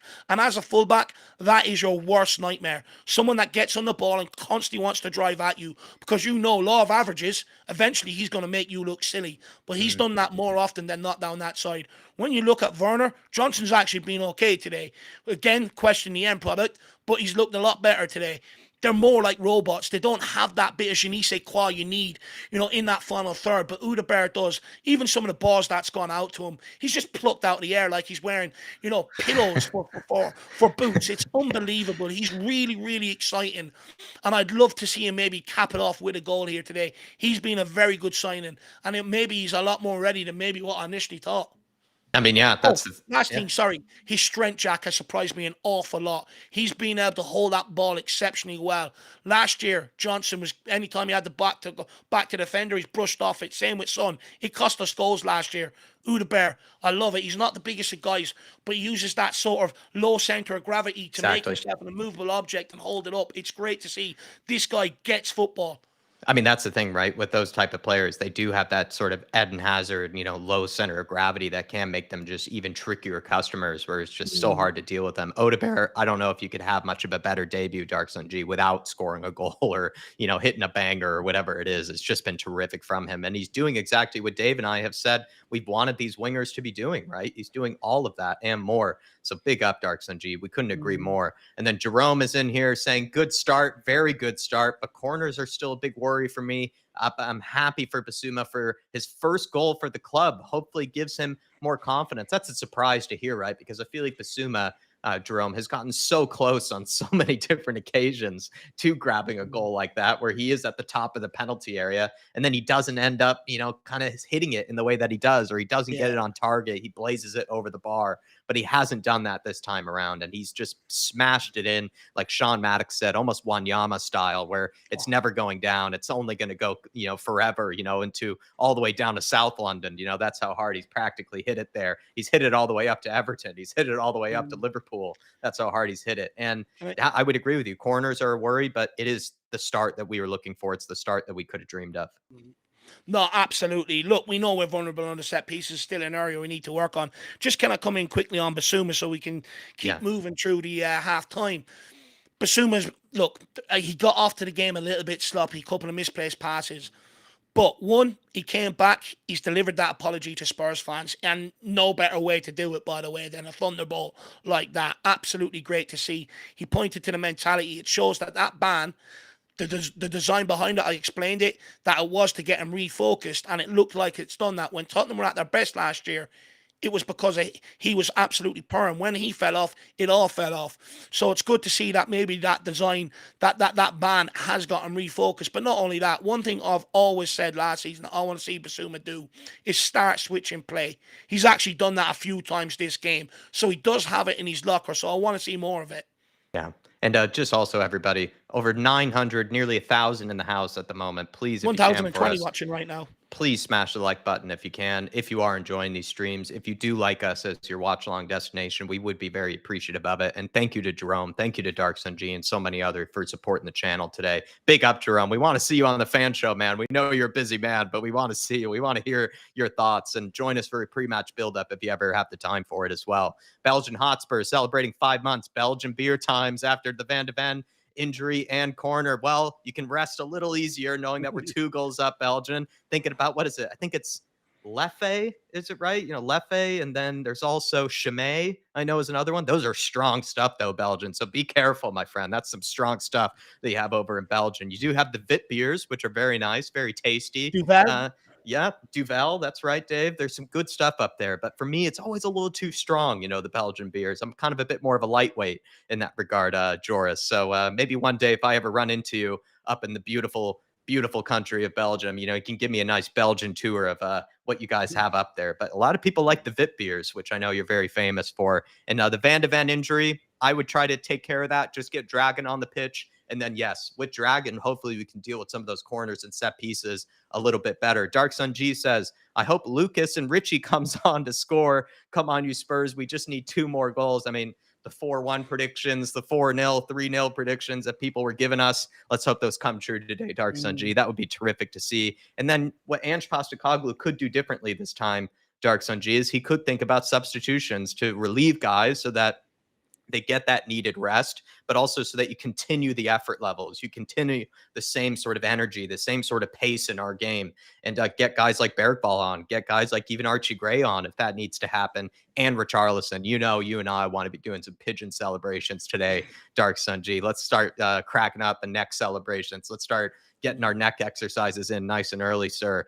Artist drop kick your teacher saying great debut. I think Odebear just shows how poor our winger situation is. He's been better than all of them.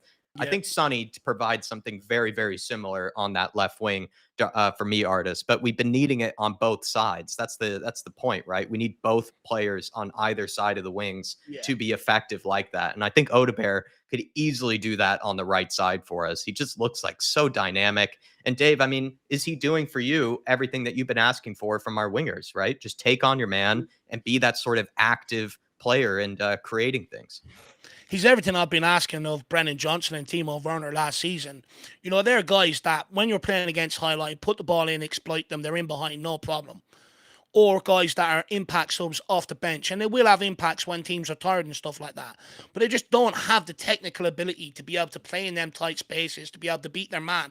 What is required from the start when everyone's fresh and raring to go. Someone like Udebert does, because you know, to have quick feet, Jack, that doesn't just come like that. You either have it or you don't. Being able to manipulate the ball, because it also comes along with the speed of thought to be able to do it in that quick moment as well. And that's where Werner and Johnson let them down. They don't have the speed of thought or the ability to be able to do that, whereas Udebert does. And he's exactly what we've been crying out for a winger. When I go back to Tottenham's greatest wingers in years gone by, Gareth Bale had the ability to do that. Aaron Lennon, David Ginola, you know, all had that sort of ability to do that. And I'm glad to see we're getting back to that. Can he do it on the right-hand side? Look, you won't know until we see him out there. You know, sometimes transferring one thing from one wing to another wing can be a little bit different because your body angles are almost the reverse from what it is on the opposite wing. But him and Son off either side, and I think it's going to be very interesting, Jack. Yeah, let's hope so. Alexander Villaris, but Artis, yes, what an incredible Big debut. up, Artis. And thank you for supporting the channel today. And it's just, I think Odobert is just like you said, providing everything that we've been asking some of our wingers to be doing. Alexander Villaris saying, I was happy with the half minus the Van de Ven injury. Yep, I think Jerome is sort of feeling a bit similar. I think Belgian Hotspur is feeling a bit similar, that, you know, it could have been a perfect first half had it not been for that Van de Ven scare. Hopefully it's nothing too serious and nothing really that, you know, concerning, but you never know with Tottenham Hotspur and with injuries. It just always seems to come back and haunt us, at least in some sort of sense. And let's just hope it's nothing serious. I personally think we avoid the risk entirely and just get Dragon out there, you know, and just help him get some confidence, get some minutes in his legs. I think these are the type of scenarios where we could really benefit from that for me, Alexander. And hopefully you're keeping well up in Connecticut, my friend. Big up to you, sir. Daniel Larson, member for 28 months. You've been with us for a very long time, Daniel. Thanks for tolerating us as long as you have. He's been a fan show member for 28 months. Send in that fan cam today, sir. And he's saying, need to keep this up second half. Don't you dare, Spurs, and take that foot off of the gas. I mean, Dave, Daniel wants us to push for more. No, 100%. He's absolutely spot on. You know, we have to be relentless. If we have any serious ambitions about competing for the title or challenging for trophies, which is what the message is coming from the players and the manager, well, teams, big teams that have them ambitions, when they come up against teams that are vulnerable like Everton right now, they go on and kill them. They don't just try and coast through and take the 3 points in a 2-0. They will go on and look to kill them. So let's go and do it, Daniel. And if we develop that ruthless nature, that's when I know we're ready. Yeah. Dark Sun G saying Odobert is having a better debut than Neto did. Come on, you Spurs. I mean, lots of Chelsea debuts don't end up going very well. And Pedro Neto definitely joined that list, Dark Sun G. And Odobert, again, like, we'll just keep repeating ourselves, but he is doing everything I think Dave has been asking for on those wings. Doesn't need to be someone that, you know, is scoring, you know, curling free kicks from, you know, 40 yards or anything like that. It's not like we're asking him to be a Gareth Bale or anything like that. We just need someone who can take advantage of the space in the areas that these wingers find themselves in and run at their fullback, create chances, cause havoc, draw players, draw attention. He's just doing everything, and to a degree even more. He's been just terrific so far on that wing, Dark Sun G, and he's been almost like a French Pedro Neto, if I may add, and even better so far than what Pedro Neto has even looked. It's just been great to see. It's been very good to see. Big up, Dark Sun G. And he also says if Odobert played like that at Burnley, he would become like Eze or Bowen do players, or sorry, he would be like Elise, Eze, or Bowen type players who we should have got but never did. That made them impossible to buy. See, that's the thing, right? You know, Odobert could be like maybe what Eze or Elise or Jared Bowen were for Spurs, you know, when we were linked with them in the past, and that they were guys that were gettable maybe before they really blew up on the scene. I still think they are gettable to Spurs because we have such a big budget. We know we have the money that we can spend. We just don't seem to all the time, Dark Sun G. But let's hope that Odobert is like one of those signings that maybe Eze was when he was over in the championship with QPR, or like Bowen was when he was learning his craft, or Elise was like when he was at Reading. And he was coming up through the ranks. And let's just hope he is something like that. That's a great point, Dark Sun G. And Spurs are good at that, though. That's always been our forte. We do have this sort of tendency to get guys maybe a little bit before they're actually blowing up on the scene. And it's not really the big money signings that we ever do as well with, but it is signings like Odobert that we do seem to usually get right for some reason or another. Then he also says Wilson's debut so far is equals if we had him versus the Foxes, it would have been 3 points. I mean, Dave, would you agree with that? If Odegaard had played against Leicester City and if he was ready for that game, would have been a different game. Oh, if he played off that right-hand side and Sonny off the left against Leicester, we would have bet them easy. That's what we need off both wings. It's so bad. When I look at an Odegaard, and this is the biggest maybe difference I can give him between someone like a Werner or a Johnson, and this is why I put someone like Eze in the same bracket. They're naturally gifted. It's not forced. They know how to manipulate the ball. It's natural to them. It's free flowing. Whereas someone like a Johnson and a Werner, I think they have to have a lot more thought about it. I don't think it is as free flowing. It has to be a lot more thought through. I look at Odegaard, he's just a natural footballer, lads. He's just natural, I can see it in him. I absolutely love it. Now, obviously, it's a long way to go. It's only one game, he's got to show consistency and stuff like that. But what we're seeing on a debut, as debuts go, I'll struggle to find any better over the last few years. Steak frites of a footballer, Dark Sun G. He's just lovely to watch. He's escargot on the Au ball. revoir or bonjour. His name is Odegaard, and we want more. Come on. There's the French. He's even making me speak French now. I think I forgot who it was in the chat. Someone please take claim for this. It definitely isn't me, but someone called him the odor eater, which I absolutely love. He's definitely eating up the odor of Everton, who are stinking up the place. Adrian Chia says, to hell with my super chat curses. I want to see a 6-0. Yeah. Come on, you Spurs. Adrian, I think you were behind the script today, sir. I was saying that, the fact that we got a Bissouma goal, I was like, this smells of an Adrian script. We're seeing also, great debuts. We're just having a great start to this game. It's just everything that we could have wanted. And I think you deserve something like this, Adrian. To hell with your superstitions. To hell with your curses. We need you back on the scripts again, son. We need you back on the scripts, feeding us the good stuff. Really do appreciate you. And let's push on for 6. Come on, man. When you've got a good team, curses don't exist, my man. Sebas Wolf, 28, who's been a member for 17 months. Big up, Sebas. You've been with us, I know, a lot longer than that. And I do miss you, man. You've been my very good friend over out in New York. And hopefully you and I can meet up once again, sir, for a nice beer, chat about this craziness of a football club once again. And he's a great guy as well, Sebas, everybody in the chat. And he says, I didn't know we signed Mbappe. Feels like it. He's got better hair than Mbappe as well, Sebas. He looks good in that lily white. Dare I say, he looks better in lily white than maybe even Mbappe would. Yeah, big up, Sebas. Good to see you, my man. He's talented, that's for sure. Well done, cool. That's a free ref, but pull out the yellow. Just shows how desperate, though, everybody was for at least a decent winger, Sebas. That's how much we're raving about Odegaard. It just shows how deprived we've been of any sort of quality out on those wings. And people are just losing their minds. They're like, wait a minute, I didn't know that wingers could run at their fullbacks. It's like that sort of stuff. I didn't know wingers could do this. It's just That's been a good amazing. ball over top. Oh, James Maddison again. That's the second time today he couldn't get it under control when he's being played over the top. One in the first half, and this one, it's a great ball. It's Romero again. He actually delivered the one earlier on for Maddison as well. Unlucky. If you were to be nitpicky with Maddison, he's been playing really well creatively, but that was a thing. Sometimes he doesn't finish off some of these chances, Maddison, when he could. He could be a bit more clinical. But I would like to see him keep making them runs the odd time in behind the striker. That's one thing that he's added today that looks good. Good defensively from Romero. And again, cushion header. Very good composure there. Oh, Pedro, trying something too much. Oh, lovely. Great play. Come on, Biss. Get it out of there, Biss. Thank you. Oh, unlucky. Good idea. Come on, Kulu. Good work rate. Martin Knightsbridge, you already got one off Pickford. You already got one off him. Martin Knightsbridge saying, Dave talking French next. He'll be eating some frog's legs. Listen, I think Dave is starting to fall in love with this French connection here. He might actually be taking his own vacation over to the south of France, or maybe to the Midlands of France, to the countryside. He'll be sipping some wine. He'll get the French Cokes in as well. He'll start eating escargot. Dave will pick up some Duolingo. That's what he'll be doing, Martin Knightsbridge. He'll be getting some Duolingo French.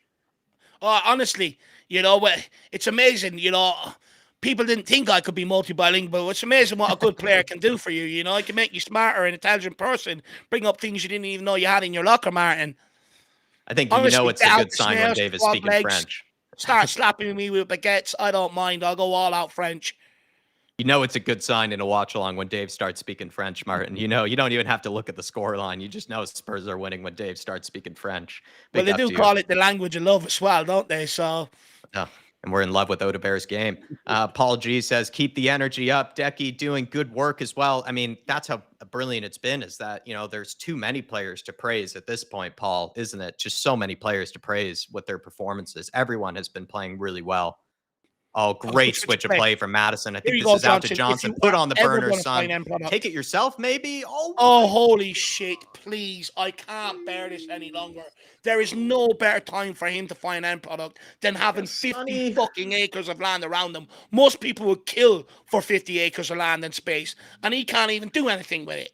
He had 50 acres in France there to be able to settle and make a house, and he couldn't. I mean, Sonny also busted his tail to get there for that. Sonny had an easy tap in if he gave it to him as well. Sonny could have grabbed a brace. Honestly, I'll be asking for a discount if I have to pay a ticket and he's starting. What a switch of play from Madison, though. What a switch of play that was. It's a great switch of play. But it's really frustrating end product from Brennan Johnson there. But Paul, I'm loving the energy from the rest of the team. I'm loving the energy from Dave and myself here on this watch along. We've been needing, two goals like this. We've been desperate to be as energetic as this. And then also, I think Decky has probably not gotten enough praise, in this game or in previous ones. He's looked really sharp since preseason. He's looked like one of our brightest players since the preseason. And Dave has been part of the Kulusevski army, defending his name, defending his reputation. And I'm sure he's very proud of his performance. Well, he wears flat caps in my honor, so that'll tell you everything that you need to know about Kulusevski if he's an Irish Hotspur fan on that one. I did have something to say there. Oh, yeah. Van de Ven, everybody in the comments, let us know. Van de Ven coming back out for the second half, no substitution. Is that an indication that maybe he's fine? And you hope so. Or I really just hope we're not pushing him. Find Madison. Oh, yes, he does. And Odebear. It's a good cross. Johnson, put your head on it. Porro. Oh, fuck off, referee. He's so bald. He is so jealous. That's not a foul. It looked like a good cross from Odebear. It's in the perfect area. Great ball in. It's a bloody great ball in. With his left foot as well. 2-footed. Honestly, Sean Dyche didn't factor Odebear into his game plan today anyway. You could tell that. Big up to you, Paul. Thanks for supporting the channel, sir. Thanks for sending in your thoughts. And also big up to the Paul Army. Paul Army, very strong. Oh, the Paul, the Mark Army, strong names. Strong names. Dave Army, Mark Army, Paul Army. You can't, just too many good ones to pick from. But really appreciative of all the support that we've received so far during this watch along, everybody. If you can for us again, smash the like button if you have been enjoying it. And then also as well, consider grabbing a membership if you do want to support the channel and get some extra bang for your buck, get some extra content. We did 3 different members live streams yesterday. There's members match previews, which we do exclusive to them every single game, before every game. I think you guys would enjoy that if you haven't seen those already. And just again, thank you everybody for picking us as your watch along destination. We're very appreciative. And guys, grab them memberships, because there's a lot of perks with them. We actually try to value people becoming members, and stuff like that. So we do a lot of members only content, different sort of content. There's fantasy leagues for you to get involved with. And there's more coming your way as well. There's a podcast on that coming, so we do try to give you a lot of bang for your buck for them memberships. So, and also, like you get the fan shows, you get the you get to send in your fan cams after the game. Me and Jack will jazz them up, make you look beautiful, and put it up there. Oh no, Pedro Porro in extreme pain. That's a calf. Jeez, I'm not liking our players holding their legs this close to their hamstrings, this close to their, to their ACLs. It's not making me happy. Let's see what happened here. Pedro Porro is just being absolutely mauled by Dominic Calvert-Lewin. Maybe a knee into the back there. Oh, he studs. Ouchies. Dirty little. Ouchies. That's a nasty one. Should we take Pedro off? He's had 2 times. I'm now Dave. How much game management have I been doing? Honestly, Ange needs you on the bench. You'll be in his ear every 2 seconds. Think about this, Ange. What about that? He will listen to you on some things. He'd be great on the bench. Every 2 minutes. Oh, I think you should take Porro off. Oh. You can really tell, it's like I'm Conte or it's like I'm Jose Mourinho. I'm just we might actually see outdoor games a bit more easy if we had you on the bench. Too cautious. I'm too cautious. Madison. You'd be brilliant on Sean Dyche's bench. He'd love you. Odebear. Oh, good try from Udogi. I love this comment from Akshez. Escargot. That should be his name, Odebear. Yeah. Escargot. That's absolutely Oh, fabulous. well done. Good defender, Van de Ven there. Easy. Sean Maddox saying, just get the spray out, Jack. Yeah, you're probably right, Sean. Oh, come on. Let's go get a third and fourth. Let's make this exciting. Let's not dwell on this now. Ooh, the bear. Oh, lovely. Just skips by that guy like he's not even there. Yeah, it's so casual. He does it with ease. Another one, we might have to send him off to do the hurdles and the Olympics. Got Van de Ven in the 200-meter sprint. Got Udebear for the hurdles. Got Romero for the hammer throwing or the disc throwing. Porro could probably do long jump. King Hoddle saying, bring on Clinton and G. Honestly, I'm so delighted. Remember what was it? Him and Nkudu in a window, and we were supposed to be absolutely buzzing about it. Madness. You know, I was a young lad when Tottenham signed that, and even I was like, who the are we after signing? Although Nkudu did deliver one assist against Fulham in the cup game. Or was it a goal? One or the other. That was his contribution. Good work rate from Udogi there. Wilson, you got to track back. Go on, Van de Ven. Oh, it's just a cheat code, isn't it? Ref. Sir! Can we get some protection going on here? Like, I don't want to have to bring out the bubble wrap here, but can you do something about this? Referee. It's getting a little naughty now from Everton. On our players now. They're actually resorting to violence now, Jack. Yeah, it's becoming kick out. Looks like Jesper Lindstrom is coming on. Former Eintracht Frankfurt man. And Ibrahim Ndiaye, the former Marseille Sheffield United player. Jack Harrison being taken off, and Abdoulaye Doucouré being taken off. That's a big one from Sean Dyche, because Doucouré, I'd argue, is one of his best players. RST says, there's finally the sir. Also, Billy says, Doji's quiet. I mean, look, I suppose it's you know, quietly good. That's what we want. You know, we want him to be quiet. We don't want him to have too much to do. And Dye is on. Oh, Kulusevski will pick it to him. Yeah, Kulusevski gets me points in my fantasy. So does Son. I'm balling out today on my fantasy team. I just need Porro now. I'm going to grab some coffee, everybody. I'm going to try to put some escargot in it if I can. Oh, Jack, have an Irish coffee at this point. Time to celebrate. I think Fat Tony was saying that. Fat Tony, if you're listening in the Pacific Northwest, he was saying if we get a good performance today, he would put some Irish coffee in it. Oh, no. Wilson, a little bit of a blind pass there. Bissouma. Look at the bodies flying in. This is great. Why isn't it art? Oh, what a save. Ndiaye. Whoa, great defending. Sir. That's studs in the head. We'll have that one, ref. That's great defending. That was so unlucky as well, because Bissouma won that, and then, you know, like it just kept bumbling around. So unlucky. Blind pass from Odebear. Don't need to do that. A little bit unnecessary. But look at this. How does this ball end up getting to Calvert-Lewin? I mean, that's just ridiculous. Oh. What defending there by Pedro Porro. Getting the head in harm's way. I love to see it. Romulus into Bissouma. Let's go, Bissouma. There we go. There we go. That's it. Great play. Through the middle. Out to Brennan Johnson. This is more like it. He can't even get it under control. Oh, holy Lord. Please, please, please. My eyes deceive me. Please help me out.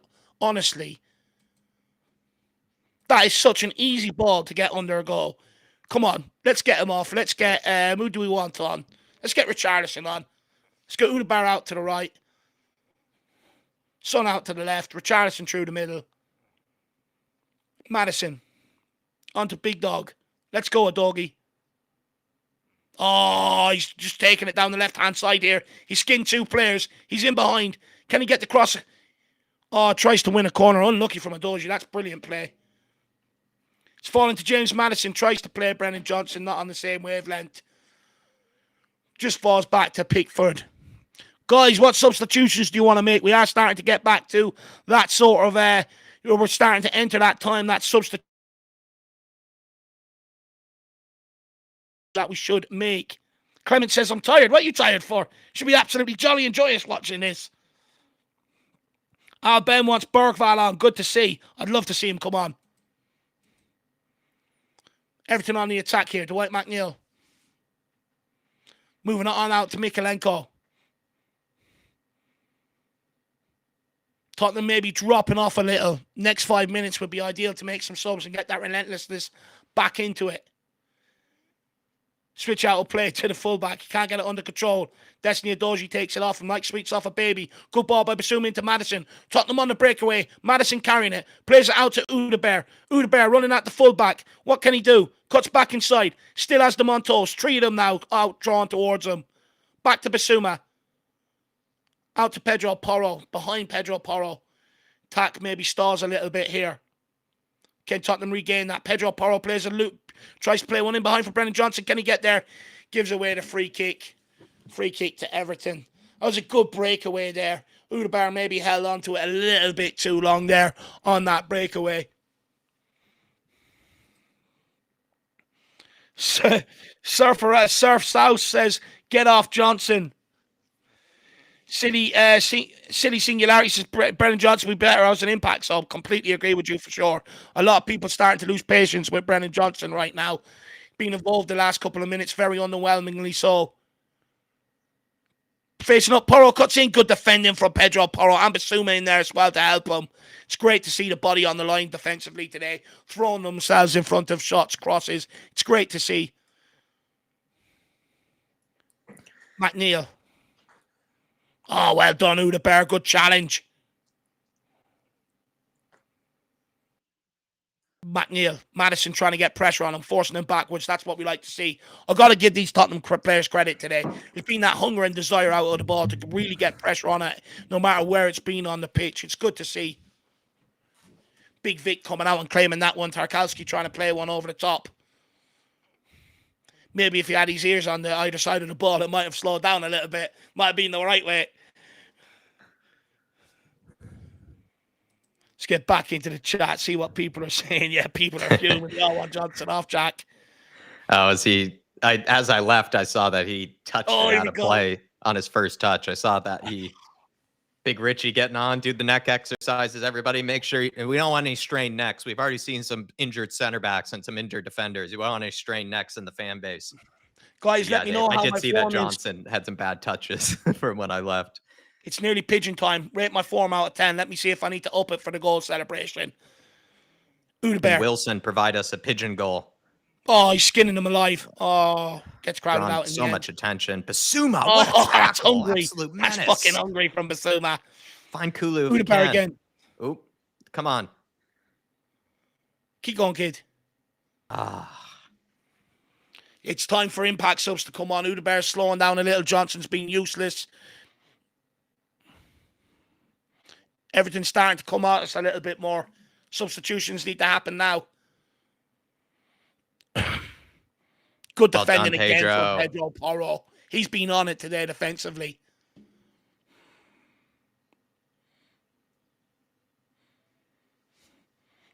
Let's see what form people have rated me. No one's rated my form, guys.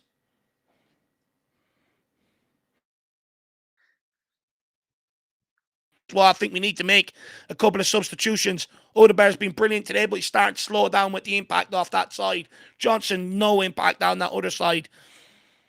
Get two wingers on anyway, or at least one. Maybe keep Udebear on a little longer. Maybe make one change in the middle. Midfield too. Yeah. Let's get Star in there to break up everything going forward. Yeah, that would be the game management approach. I'd say get, another player in the team that can work hard out of possession, because at this point, Everton, they need to go for it, right? They're 2 goals down. They do need to start. Okay, ref, this is getting naughty at this point, referee. Can we get some protection, ref? What's the point of an advantage there? We would like the free kick. It's a joke. The protection is a joke. Obviously, the referee doesn't like Jorex. Kulu. Oh, he's such a man mountain. Into Pedro. Good control from Pedro under pressure. Beautiful. Romero. Asking, showing for it as well. Udogie. Good ball out to Udebear.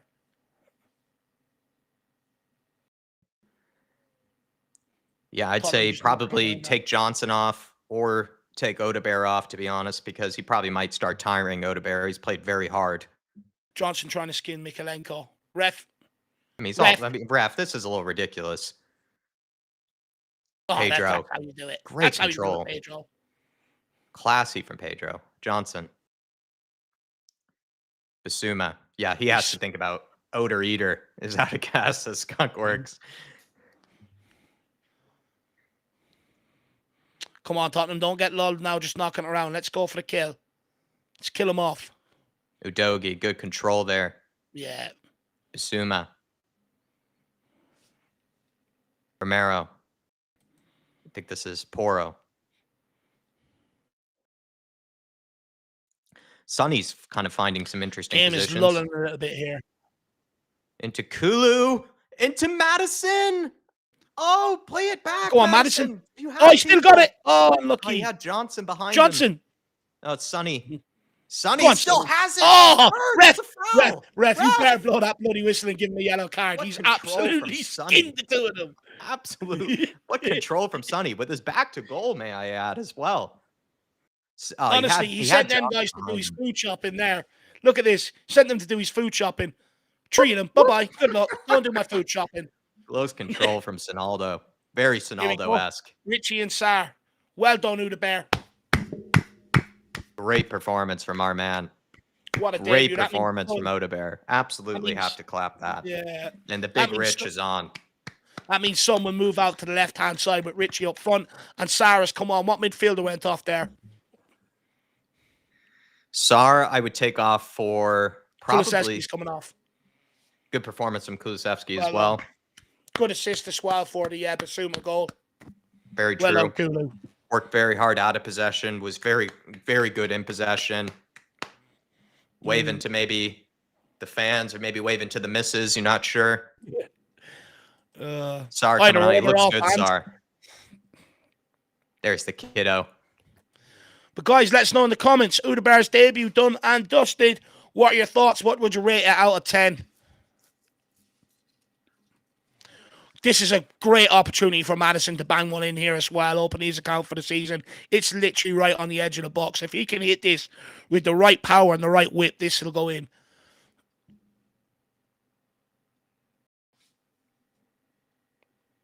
Let's see what Madison is made of.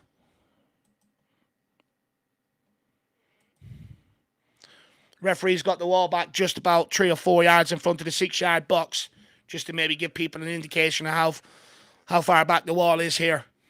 James Madison has it just basically just in the D behind the line. If he can get this up and over that wall, this is in. This is where you, a sort of range where you do have to practice them from as well. Yeah. Madison. Steps up. Oh! Wide of the post. Felt like Pickford knew he had his I think he tried covered. the wrong foot Pickford there, didn't he? He tried to maybe hope that he was going to gamble there. Could think about getting Sonny on the next one or Pedro on the next one if we get another. It's well wide. No, it's not hit very well. It's got no curl on it either. No. Adrian Chia with a super chat from earlier saying, I'm going for 4 Camemberts with a glass of Bordeaux later. Camembert, I need to look that up. I haven't heard of that before. Yeah, that's like a cheese, isn't it? If I'm correct. Camembert is like a... Very cultured. It's like a cheese thing. I know sometimes you can deep fry it and it's like a goat cheese thing. You can make it into a starter. So Camembert. Yes, Camembert cheese. Ooh. And then Bordeaux very classy. Wine. Yeah, I see President makes it. Yes. It's a soft, creamy, surface ripened cheese from cow's milk. Very classy man, Adrian, with a nice Bordeaux. Love that. Getting frisky tonight. Who are you whining dining, Adrian? You whining dining Dave and I, or maybe somebody else or yourself? Big up to you, Adrian. Me personally, probably just a Kronenberg for me. I do like the Crones. Oh, well done, Poro. That'll do. Thank you. Come on, Tottenham. Let's go get started 4 here. I don't mind the Kronenberg. Sometimes you can find that on tap over in the UK, and it's not a bad option. But yeah, Bordeaux, that's you're a little too classy for me there, Adrian. A little too classy for me. Too sophisticated. Sounds like Dave, though, likes the cheeses, which I also am not really the biggest fan of, kind of the fancy cheeses. No. It's one of those things I'm a little bit pickier about, sadly. I only eat cheddar cheese. It's the only cheese I eat. And then I don't... do you know what I do like? If anyone knows what it is, it's actually a French-based cheese spread. It's called Boursin. Absolutely lovely. Or a bit of Philadelphia. That's the only cheese I have. Or cheese string. Here we go, though. Sonny. Cutting on the outside. There we go. Purring. Just give me 1 second, Jack. Just need to answer that door. Let the missus That's all in. right. I'm so surprised, everyone, that Dave says, he only eats cheddar cheese, but then somehow he knows about camembert, and I'd have, of course, no idea what it even is. I've never heard of it, Ange Ball. No, I'd never have. It's quite sad. Really exposing my cheese pickiness. Madison with a corner here, though. Madison. Romero! It's the Rom bomb we've been waiting for. It's 3-0. Spurs 3-0 to the good. And it's a Rom header at the top of the box. He's absolutely thumped it in. It's a big header from the Rom bomb with the forehead. It's lovely to see. He nearly scored in the first half. Probably should have scored in the first half. And we've gotten a Rom bomb. He has delivered. Love to see it. And My he's missus named me Mr. Rumbum. Oh, Dave, it was a thumping header as well. This is why you should have Rombom in your fantasy team, everybody, because he thumps him in this way. He's a menace from these set pieces. Oh, he rises above like an absolute shark. Oh, like a phoenix through the ashes, Jack. It's beautiful. Look at that. Bang off the underside of the bar as well. Romulus. If there are any whales in Argentina, this is what he's mimicking, because he's just risen above, he's risen above the water. He's just absolutely just thumped it in with his head. It's gorgeous from Romero. And he's given a heart to the fans on his 100th appearance as well, may I add, everybody, as a Spurs player. And he grabs a goal. Adrian Chia, what a script have you given us today? Because this is just perfect in every way, from Bissouma redemption to Romero headers, Rom bombers. Oh, this is just great to see. Dave could explode at any minute now that he's been given his Rom bomb. Life is complete. Honestly, it's so complete right now. Rombom makes everything better. It's absolutely unbelievable. Rombom. Someone says Rombombastic in there. I mean, I like that one too. Absolutely love that. We love a goal from Romero.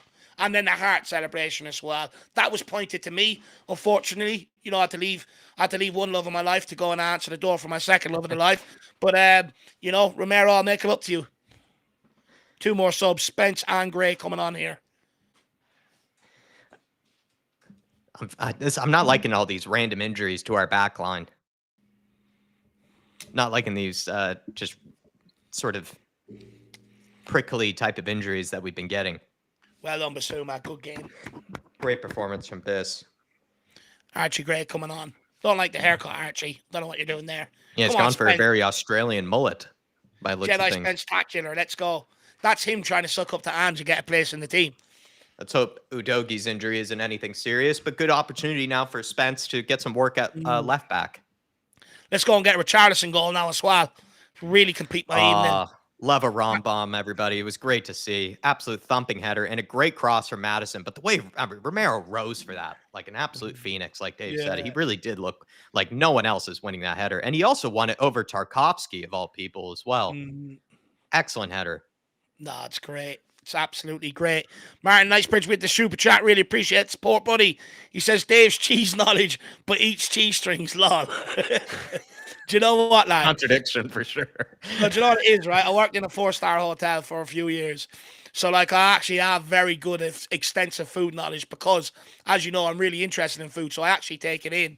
But they used to want you to have to taste all the food so that when customers ask you questions or that you can answer them or whatever.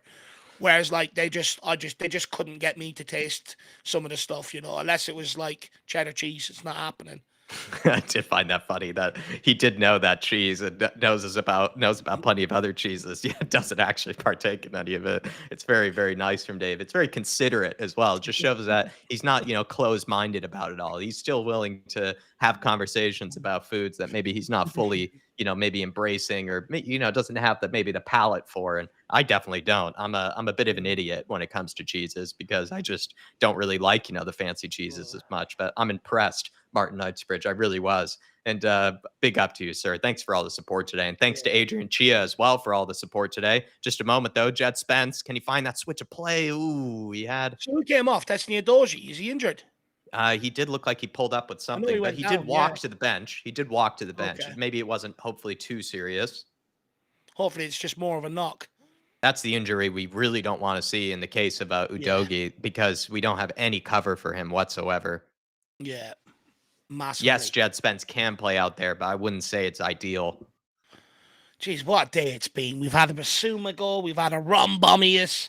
I mean, oh, it's been great. Mr. Bear debut. Rombombastic, says Skunkworks. Rombombastic. It's a great name, that Rombombastic.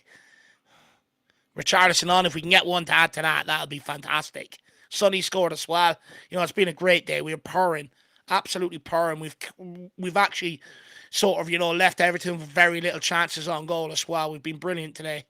At this point, we could use some Richie keepy ups, you know, in the corner flag. That would be great to see.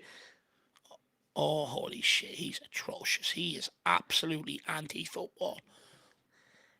Adrian Chia saying, F the Bordeaux, lads. It's going to be tequila shots now all the way. I mean, if you wanted to have the red wine, oh, just a moment. Oh, Pop Montessar is so unlucky there. That's a foul from James Madison. But if you wanted to keep the red wine, Adrian Chia, I do know this. I know that in Argentina, they do something, I think it's called a Malbec.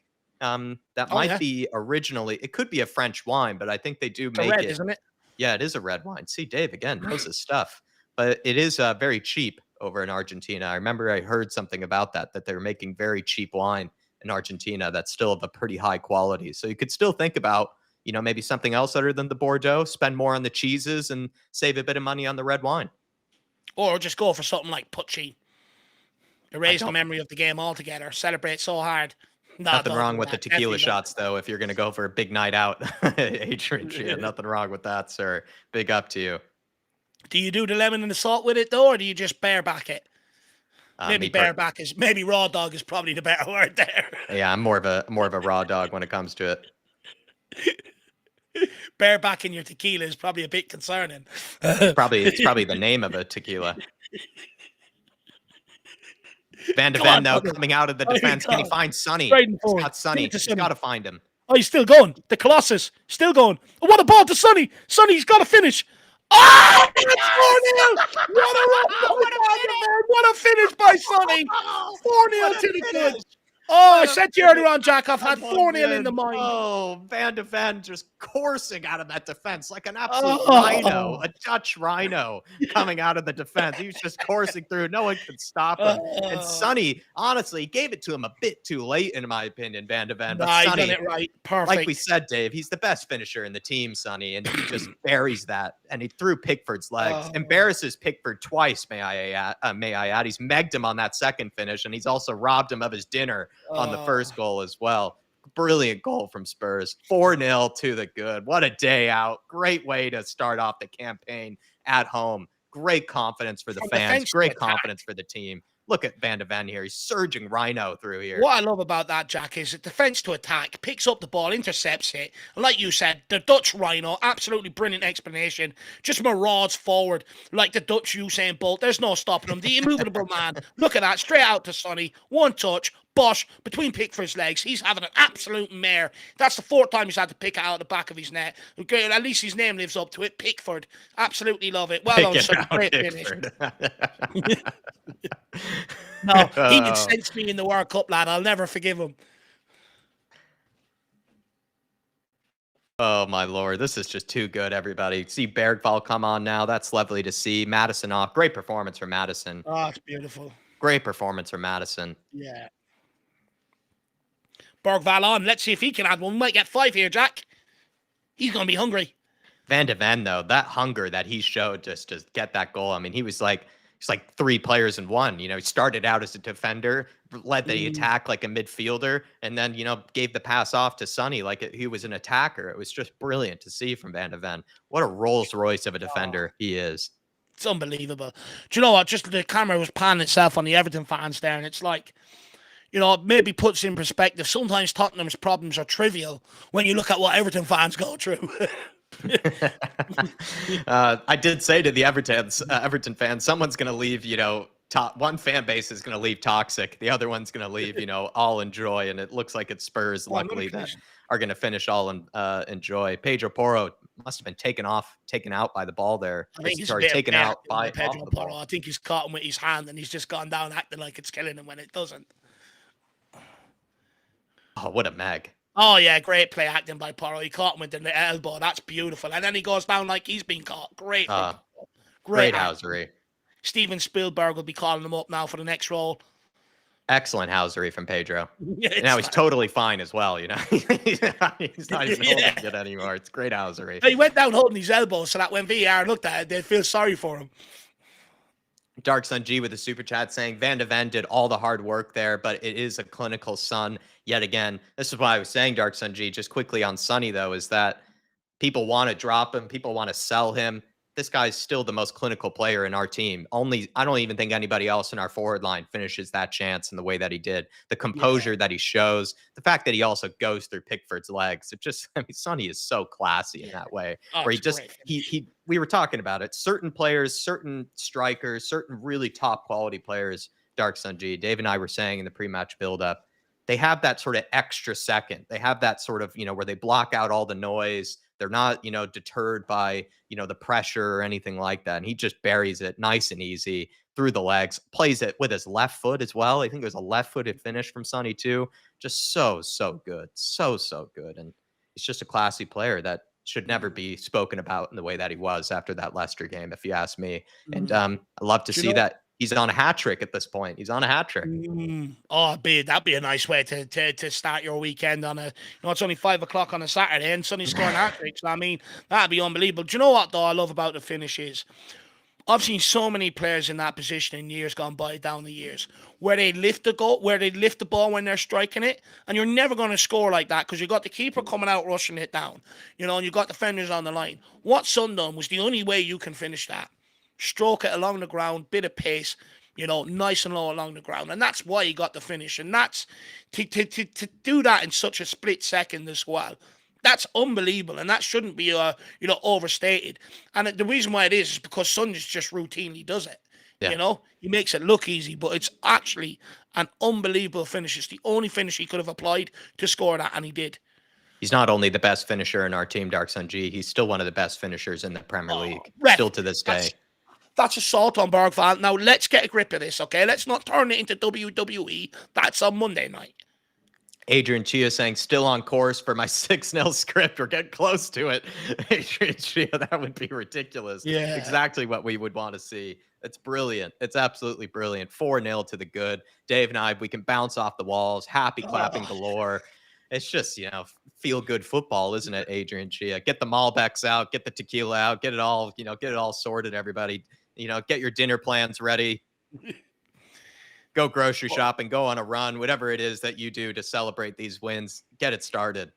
Raz McGregor says, tell the wife it's red panty night. Great challenge by Porro. The busy bee. Oh, that's beautiful in there again. What a day to be alive, though. What a day to be alive. The sun splitting the trees. Tottenham winning 4-0. Absolutely unbelievable day. It's not even 5 o'clock. It's great. And you know what? It's actually going to make the content so much easier to do during the week because it's just more enjoyable when you win. Exactly the win that we needed and the manner that we needed it as well. Yes, that's important. You're right. The manner. Spot on. If we would have just got over the line, there would have been a lot more concerns.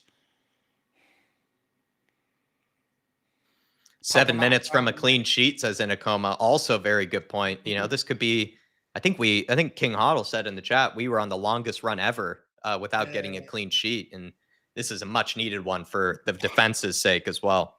I'm just curious, by the way. Someone asked for a bet earlier on today. I told them over 2.5 goals. Let me know if you put it on. Also, if anyone's paying close attention, I did say I had 4-0 rattling in my brain today for this game. So let me know if anyone took that and snuck a sneaky fiver on it and what you made. Go on, win that. Come on, let's get a chance for Richie. We need Prue. Well done, Romulus. Good goal today. In a few minutes, we'll have to start thinking about man of the match candidates. First time we've had to do that in a while.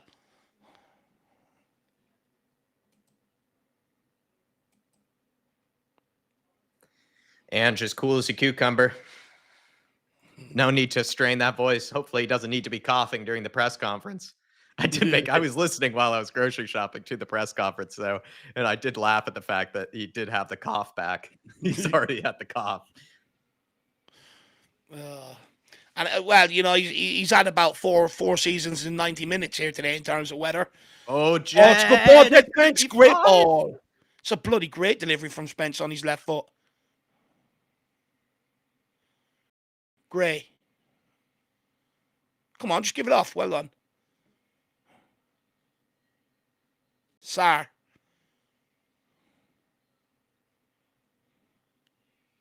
How has Johnson lasted 85 minutes? Porro. Come on, get on the end of that. Everton trying to salvage something here. Oh, it's a great challenge. Romero coming across. Just strikes fear into the opposition. Bergvall or Richie goal now would top it off nicely. Honestly, it's about time I start thinking about what I'm going to have to order for dinner tonight, because you know when Tottenham win, it comes with the territory. Get the spice bags out. We're thinking kebab, Indian. Let me know in the comments, guys. It's got to be a spice bag. Spicy performance. What are we thinking for Jack today? Where will we send Jack?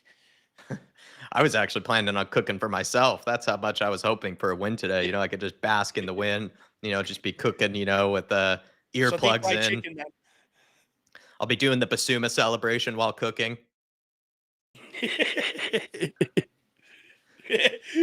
Mentality as he turns on the timer. Mentality as I turn on the stove.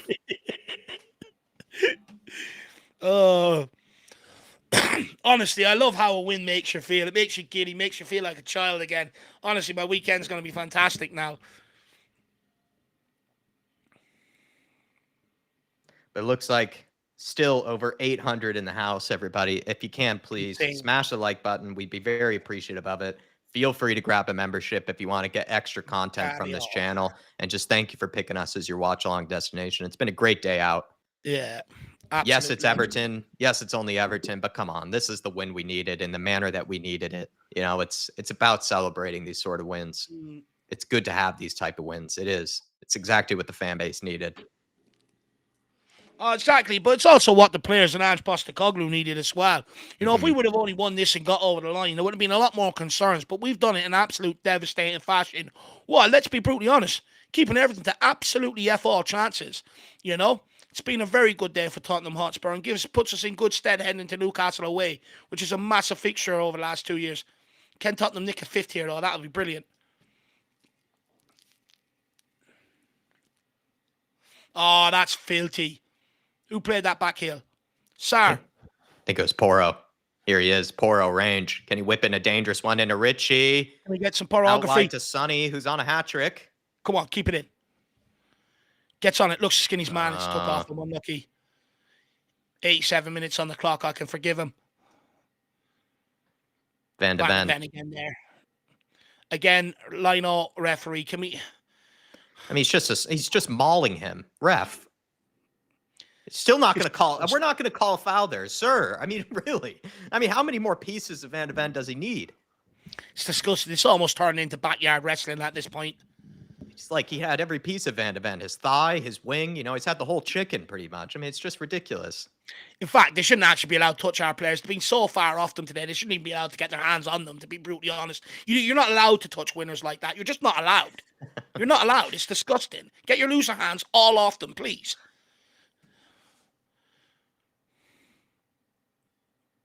I have to give it to them. That jersey's actually all right. That Everton jersey, that away one.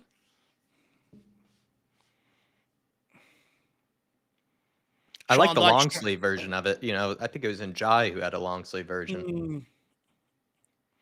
Sean Dyche giving instructions to the sub how to keep it at 4-0 instead of 5. It's great. Bergvall. Oh, it's a sneaky, great little ball over the top here. Come on, Johnson. Find a man. Johnson burst. Oh, Mikalenko's had him all game long. He's pocketed him all game long. I will say, sometimes with Johnson, I know he was supposed to have a ton of pace before he came here, but even after watching Odegaard today, I'm still wondering, is Johnson as fast as we thought he was? Yeah. You know, at Nottingham Forest, because just not always seeing that. The fact that Mikalenko catches up to him there. Big up Wembley 1 new flat cap member. Really appreciate the support, my man, and welcome back to the big Irish Hotspur community. Ever growing, my man. Really appreciate it. Can Tottenham nick a fifth here, guys? What a day it's been. A great day at the office. Well, Jack, you've been with us a long time, Wembley, so we're very appreciative of that. Thank you for grabbing the membership. Well, Jack, it's time to start for me to get my usual man of the match poll up there. Yes. Finally, we were able to pull that back. That's how desperate we are, everybody. We get to do that again. So many good candidates. Who are we thinking? Let's knock some names around. Chat, don't be afraid to put in names as well. I mean, again, the referee, can he protect us, please?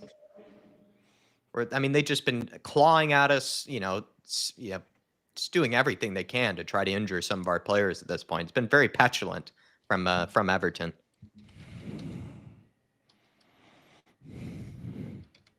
I would argue Sonny. I mean, he have to from the second goal as well. I mean, it's just so clutch, the second one, because he picked it up only a few minutes after we scored the first. Someone said Kulusevski. I think he had one of those performances that if you watch back the game in whole, you would see how much he was doing in every side of it, from off the ball to on the ball. Odegaard should probably go in there.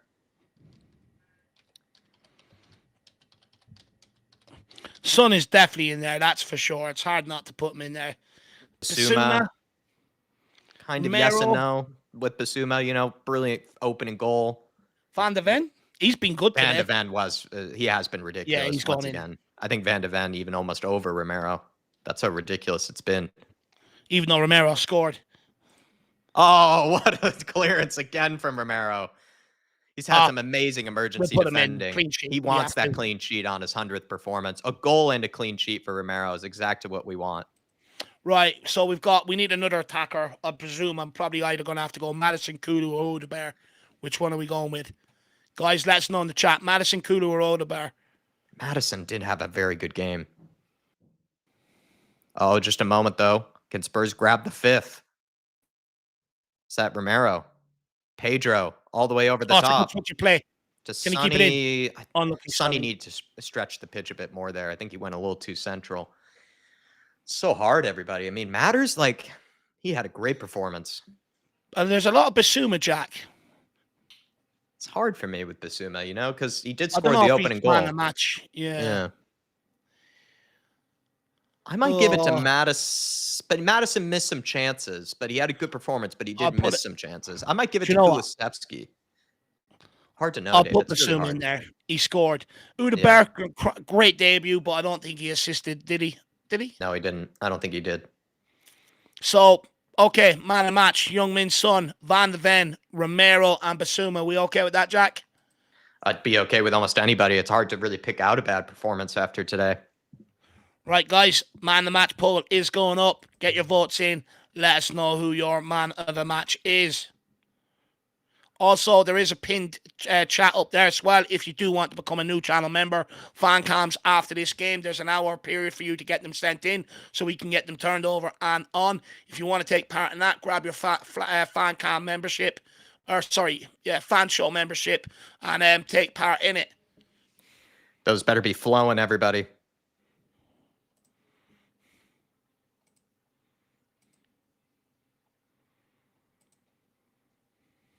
Those fan cams better be flowing after the game. Yeah. I want to see them trickling in. I'm just going to put all the details up in the community section for you guys now about the fan cams.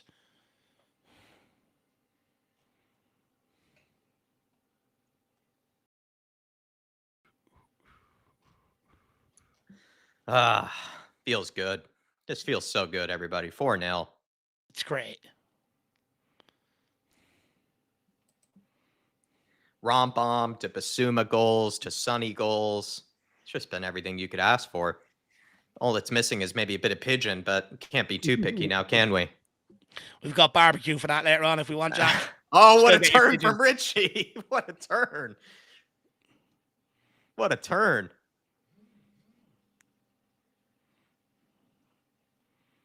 And this is really the performance that we were expecting against Leicester City, I think. Just because there was such good play in that Leicester City game, but we just didn't take advantage of some of that great work. But now we have done today. Spurs have really put the pressure on. They kept up the levels of energy. What a performance. No, it's been a great day at the office for Tottenham Hotspur. Clean sheet so far to match as well. Absolutely brilliant, and to be fair, You know, one thing I know Everton put us under a bit of pressure towards set pieces towards the end of the first half, but we dealt with them very well. We got bodies behind the ball, everyone jumping around to try and get on the end of it and clear it and stuff. It's been a great day. We've seen a performance of fight, tenacity, quality. You know, it's been a really good performance from Tottenham Hotspur today. Danny Darko saying Dave is man of the match for the celebrations. I mean, it's good to crack out the big celebrations again, Danny Darko. The Romero one. Sadly, Dave couldn't be present for the Rom Bomb. I think that was more out of, his own health. Actually, we just didn't want Dave to explode on screen. It's actually like God asked my missus to come to the door at that perfect time so that I wouldn't end up in hospital with a heart attack or an aneurysm myself. Well, but there you are, guys. Yes. 5-0, 4-0. Great win. What a win. Exactly what we're looking for. Exactly what we needed. Exactly what we wanted. It just feels good to win like that now, doesn't it, as Tottenham Hotspur fans, especially after dropping points against Leicester City. This is the performance that people needed. I think some of the pressure has been taken off of Ange, if it was there at all, whether you thought it was there, whether you didn't. The pressure has been taken off, in my opinion. Let's carry on this momentum into the next few games. Everything to be happy about, from Bissouma grabbing a goal to Odegaard, brilliant debut, to Sonny grabbing a brace. 2 great goals from him. I mean, Romero, 100th performance, grabbed himself a Rom Bomb and a clean sheet. I mean, a clean sheet. Well, that's a big way as well for Spurs. That feels good. Pickford being embarrassed, picking it out of his own net 4 separate times. Just a great day at the office, everybody. 2 goals in either half as well. Nice and clean, 2-0 up in the halftime, then 2 goals in the second half. I mean, so many positives. I'm happy clapping all day today, everybody. No, 100%. Now, what I like about it is we were rootless in the second half. We went and put them to the sword, which is what I wanted at half time. Before we get into it, guys, please get in the comments. Give us your thoughts on today's game. Let us know your feelings around the performance. Get your questions in. Is there any certain parts of today's games you want to pull out that you want us to address?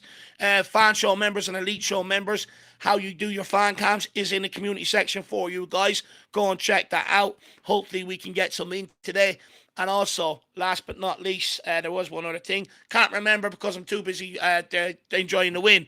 But great performance from Tottenham Hotspur today. Really happy with the level of performance. We came into this game under a lot of pressure after that Leicester game. A lot of maybe doom and gloom heading into this game. But the team have stood up and they've answered.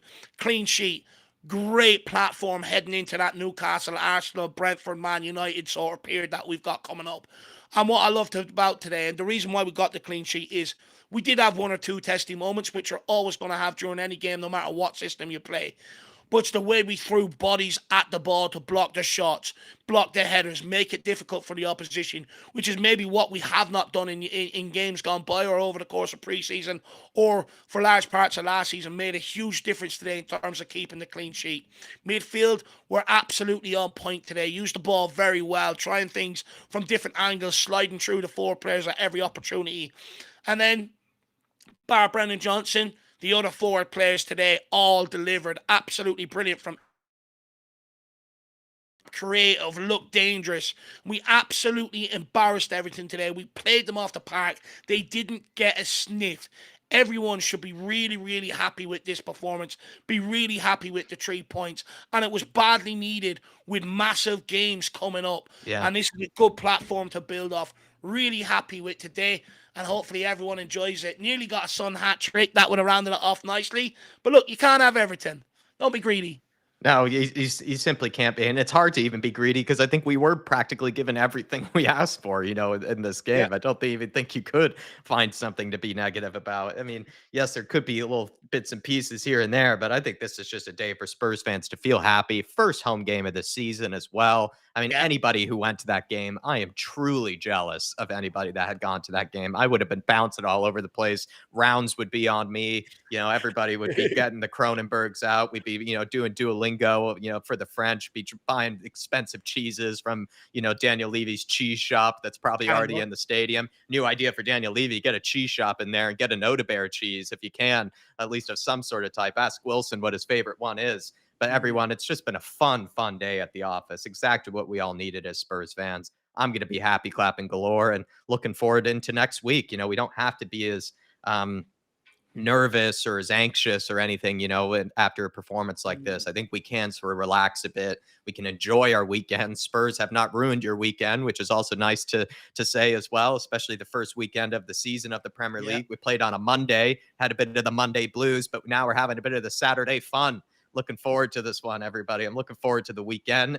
Twitter Reacts is going to be tons of fun. I Yeah. want to see those fan cams being sent in as well, everybody. Let's just enjoy this win as best we can and carry on some momentum. And thank you so many people who've joined us today for this watch along. It's been a ton of fun. Adrian Brown, big up to you, Adrian Brown. You absolute legend, sir. He's saying, come on, you Spurs, 4-0, très bien, lads. This is what we want to see. This is what we wanted to see. Odegaard's smooth debut for me. Smooth. That's exactly what he is, isn't it, Adrian? He says, Bissouma as well is my man of the match. So happy, sending in a gift as well. Well, Adrian Brown, just 10 months as a fan show member is enough for us, sir. And also, I really do enjoy your appearances on the fan show. I know you're a busy guy. I know you're kind of you're driving the buses around the London area. You're delivering people from one place to another. You're like the Pedro Porro of the fan base. You're the postman. You're the guy delivering people. But Adrian Brown, thank you so much for supporting us, and even especially your last fan show appearance. Dave and I were even saying off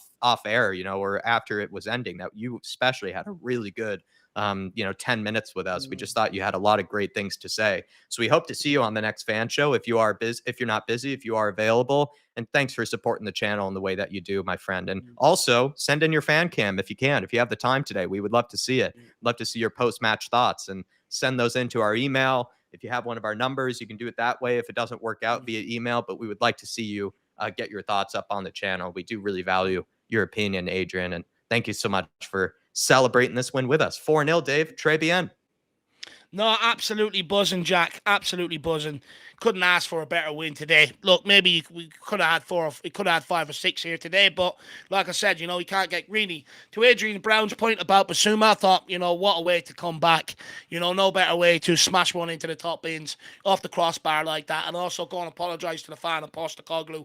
And I do think, like I said at half time, I think that the one game suspension that the club imposed that they didn't have to has brought more out of Bissouma. Today he was switching play. He can't do it. That's some one dynamic to his game that I think I would have liked. I've always spoke about that. I like to see. He got stuck in. He was energetic. And I thought it was a really good performance from Bissouma today. And good to see him get back to that levels. And hopefully it's a masterstroke. Now the thing is, how do we keep him at that levels? How do we stop him from being more interested in partying than football? How do we get him more interested in football than he is partying? And keep him on that, because when he was on form last season, there was a period where we were laughing at what Arsenal paid for Declan Rice because of how good Bissouma was. That's when Tottenham were at their best. When he fell off, it all fell off. He is really important to this system, and maybe more important than what all of us realise. And it's good. And I think it's absolutely right that the club look to try and keep this focus now. They might have to give him a bit more attention than maybe what they want to give an individual. Like if I'm Ange Postecoglou, I'm sleeping around in his house. You're not going out tonight. You're going to sit here tonight with me, and we're going to watch Love Is Blind or something like that. A bit of Love Island or something like that.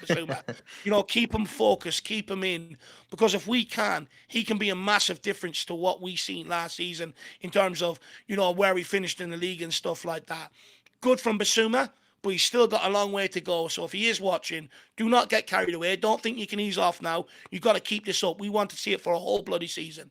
Exactly. This is what we wanted to see from Bissouma. It's the perfect response from him. It really is. And he doesn't score very often, but it's almost like it was written in the script by Adrian Chia for him to score in the way that he did. The opener as well, not just the fourth or the third or anything like that. The opener, very, very clutch from Bissouma, and really absolutely smashed it. A true Bosch into the back of the net. It was just great to see. Similar to Wanyama, like Sean Maddox was saying, and we know how great that goal was. That's for sure. And thank you so much, Adrian Brown, for being with us. Thanks for sending in a gift as well. I believe he has sent it into Andy English 135. Thank you, Andy, for being the recipient of Adrian Brown's membership. I think Dave and I think it was more Dave. I shouldn't give myself the credit for this, but I think it goes to the person who's been watching the channel and been giving a lot of attention to the channel, but then doesn't have a membership. So thank you, Andy, for watching us in the way that you have been and contributing to this community. And now you can be an even bigger member of this community. You can come on, you can have your say. this Tuesday on our fan show. It should be on Tuesday, by the way, for anybody who's trying to get their calendar scheduled for next week. And we would love to see you make your debut, Andy. And anybody else who's also a fan show member that's been looking to make a debut, we would love to have you, especially after a great performance like that one. Thank you, Adrian Brown, for also being so generous to gift out a membership like that. And also, Andy, technically, you can even send in a fan cam if that's something that you would prefer as well. You're welcome to do that. The instructions will be available to you in the community section for all the fan show as well as elite show members. So thank you so much, Adrian Brown. And thanks for spreading the positive vibes. Thanks for spreading the generosity to others, not just getting your say in, but also letting other people get their say in. I'm also seeing Chris in the house. Big up to you, Chris. He's saying, get in. Come on, Chris. That's the performance you needed, baby. Get in there. Come on, Chris. That's exactly what we needed. Dark Sun G with a super chat saying, come on, you Spurs, clean sheet and great goals, plus a 4-goal difference added. Dark Sun G, we know how much he values that goal difference. And with Ange Postecoglou ball, we can get big goal differences if we can keep some of those goals conceded down. And we have done that today, Dark Sun G. Now, after 2 games, only 1 goal conceded and a clean sheet today. Feels good. It kind of was everything we needed, Dave. Clean sheets to 4 goals scored, a goal from a set piece as well, right? That's nice to see that we could score from a set piece. Pretty much every goal you could have asked for, every type of goal you could have asked for, and a clean sheet. No, the full house today, 4 goals and the clean sheet. But, I do think we should give them a lot of praise for the clean sheet. We're very quick to pull them out when they concede sloppy goals. And there was that opportunity today to still concede a goal or 2 from them Everton set pieces. You had James Maddison on the line, blocked one, went up, won the header, and then won another header.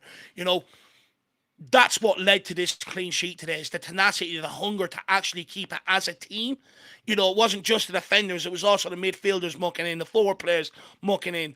And what I mean by that is as well, the forward players put a lot more pressure on the ball than what I've seen in games gone by and a lot of last season to force Everton back a lot more, which all helps towards this clean sheet. Now we just have to see the same attitude and the same tenacity to it a lot more, because although I get Postecoglou's system, he doesn't really care about keeping clean sheets. It's more he believes he's going to outscore the opposition. But when you look at one massive stride that Arsenal have made, when you look at Man City, they keep 15, 16 clean sheets every Premier League campaign. Arsenal have made a huge stride towards that. And Tottenham Hotspur under Pochettino had the great attack of football, but kept a lot of clean sheets. Didn't we break our record under one of Pochettino's season? Going for the Premier League. And that's one aspect that we do have to do if we really want to sort of propel, is try and keep more clean sheets. Good start today, not going to get too carried away. It's only Everton. They don't really pose too much of a threat outside of set pieces. You got bigger games to come, Newcastle, Arsenal. But this is a good building block and a good confidence boost for them. And hopefully we see the same tenacity next week when it really matters. Yeah, even Cozy saying that now for the nemesis next week, Newcastle away, a team that has haunted us in the past. Let's hope that we can give them a haunting this time around, Dark Sun G. But thank you for so much of the support today, by the way, sir. And I know you needed a performance like this. You're a fan that I think has gone through plenty of roller coasters with us, Dark Sun G. And I know you're very happy with a performance like this, especially just getting everything from the clean sheet to the 4 goals. It's just a great day at the office. Jeff Ramos, big up, Jeff. Love the name as well. Nothing major on Mickey's knee, question mark. I really liked Odegaard today. Dave, maybe start first with Mickey van de Ven. Do you think it's anything serious? No, I haven't seen too much. I haven't seen any update on Mickey van de Ven. What I would say is that, Jesus Christ, can you guys hear that rain? I'll go and close the door now in a sec. Or the window, sorry. But when it comes to Mickey van de Ven, the fact that he had half-time, he obviously relayed to them. They've obviously asked him, had a look at it. It seems fine. And then he went out there and played the full second half. But not only that, when you see that run he made to assist Sonny, I think we can pretty much take that Van de Ven's knee is okay. Might be a bit of bruising or a bit sore, but when he's making long busting runs like that and playing the assist to Sonny the way he is, I think we can pretty much think that his knee is all right.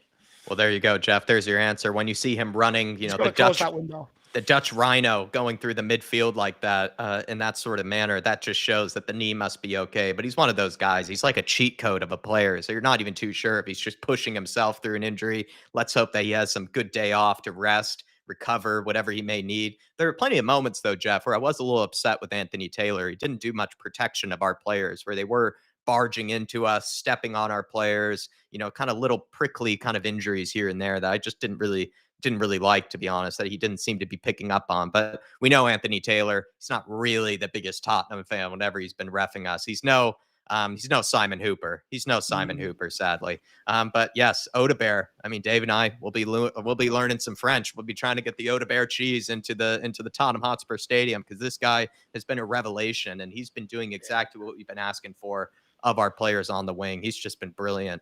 Darkson G also saying the score is without Bentancur and Solanke, which is also positive to see. Bentancur, for me, played so well in the last game. It was unfortunate to see him pick up the injury that he did. But to be honest, for Bissouma to get a little bit of a scare like that and then go on and perform the way that he did today, it's just a good problem to have. It's good to have guys like that competing for these spots, competing with each other. And then with Solanke, I wonder how he feels watching those 4 goals go in the back of the net. Might take a bit of pressure off of him. He might feel like, okay, it's not all on me to get the goals, but also kind of, again, sends him a bit of a scare. When I get into the team, when I get my chance again, I got to take my chances. I got to finish some of these opportunities. And it's just great things to see, Dark Sun G, that we're not so reliant on those 2 players. And there's just going to be good positivity and competition going through the ranks. And that's the key word, Jack, is the competition. This is what we've asked out before. When we've had key players out in positions, we've almost just bemoaned our luck. We know the guys coming in aren't good enough to step up. But today the guys came in, they stepped up, and it shows that we are maybe starting to create a little bit more competition than what we've had in years gone by. And today we've seen the benefits of that. Like you said, no Solanke, he was huge for us against Leicester. Okay, he didn't score goals, but, he provided that presence we needed in the box. We missed that today. We found a solution. We found another way to go about it. Bentancur, brilliant performance against Leicester before his injury. But Bissouma just comes off the ranks today and produces that. This is where we need to get to. For instance, Kulusevski steps in for Papa Matasar today. Look at the performance he put in. And this is where we're trying to get. Once you start creating that, and this is where we should get a little bit excited. Once you start creating that, usually it does mean you start going deep in competitions. Now, of course, it's still early doors. It could just be a one-off. We've got to see this happen a little bit more consistently. But it's good signs going forward, because when you have that, you go deep in the competitions. Absolutely. Love it, Dark Sun G. Great to see. And Solanke, he looked good sitting up in the stands. I hope that he's feeling very motivated to get back on the pitch and start banging in some goals himself. MV Joker Davis, big up to Steady Eddie, gifting away a membership. I think Q7. It went to Q7. Thank you, Dave. Spot on the ball there with that one. Thank you, Edward, for gifting out a membership. Q7, thank you for watching the channel for as long as you have been. Now you have a membership. You can be even more involved in the community. Yeah. You'll get the fan show opportunities on Tuesday. You can also send in your fan cam, which will be in the community section for you if you would like to do it that way. Send in your post-match thoughts. You can also be a part of the some of the fantasy leagues that we've been doing. You can now join the members-only live streams, which we've been running as well. Members-only podcast will be coming. So many different perks and benefits that Dave and I try to do to give back to you guys. And we'd like to see you stay as a member as well, Q7. And then also to Edward, thanks for being such a positive member of our community. You've been a great addition to us. I think you've been with us for a long time, but over this summer, we've gotten to know you a lot better on TIFO, gotten to know you a lot better through the fan shows, and you've just been a great source of energy, source of positivity, but also just a good person to have in our community. So thank you, Edward. Steady Eddie, you absolute legend. Go off and enjoy your weekend now, Steady Eddie. Good man. And I would like to see you come on Tuesday. Also send in your fan cams too. Steady Eddie, please. Anything to say to Edward quickly, Dave?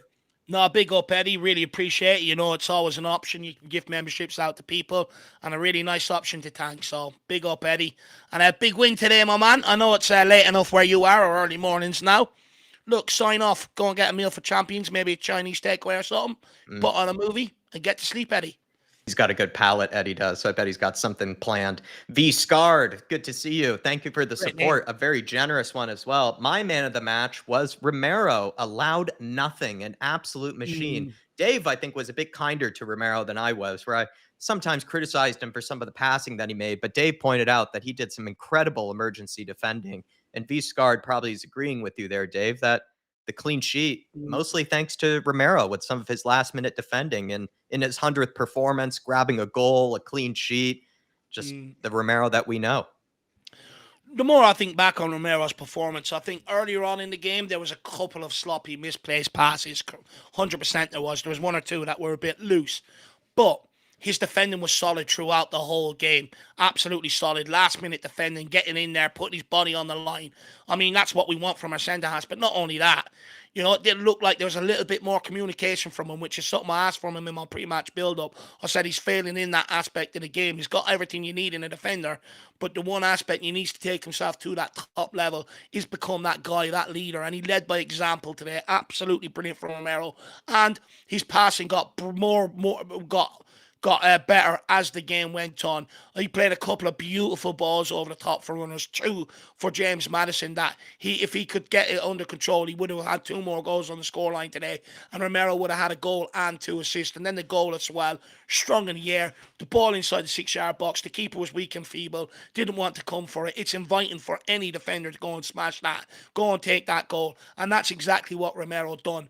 Few sloppy passes at the beginning, but the rest of the game, he was absolutely outstanding. And look, that's why it used to drive me mad when people used to criticize him. When Dyer and all were making mistakes, they used to blame Romero and, try and put Romero on the blame somehow. People questioning about his rashness and stuff like that.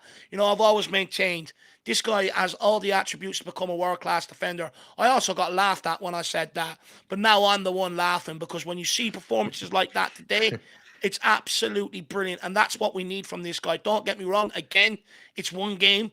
Let's not get overexcited. We need to see it on a more consistent basis going forward.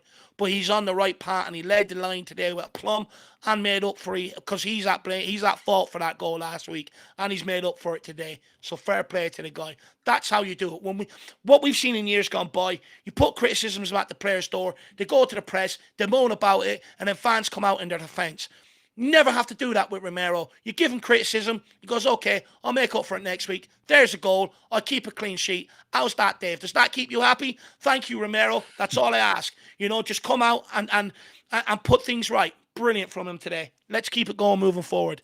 Who doesn't love a Rambam V-Scard? Thank you so much for the really generous donation, and also for the Romero praise. He's a guy that, in my opinion, has gotten unfairly maligned, unfairly criticized in the past, and he's one of my favorite Tottenham Hotspur players in a long time. Like I said before, I think he's the reincarnation of, the Sergio Ramos type of defenders, the Pepe type defenders, the nasty type of ones, but also have that bit of quality as well in possession, and just are smart as well. They're just such brilliant players that they can be really good in the defense and be that sort of nasty, intimidating like defender, but then also have, as Dave would say, with all the French that we've used today, that bit of je ne sais quoi, just that bit of extra quality as well about them. He is a brilliant player, and he's one of the best Tottenham Hotspur defenders, at least in my lifetime. It's been a very short time as a Spurs fan for me compared to many other Spurs fans that have gone through plenty of roller coasters, more so than I have. But Romero is just top quality, and I completely agree with you. And I'm glad that you're showing him lots of praise today, because he doesn't deserve it. Sometimes he doesn't get maybe all the praise that he does deserve,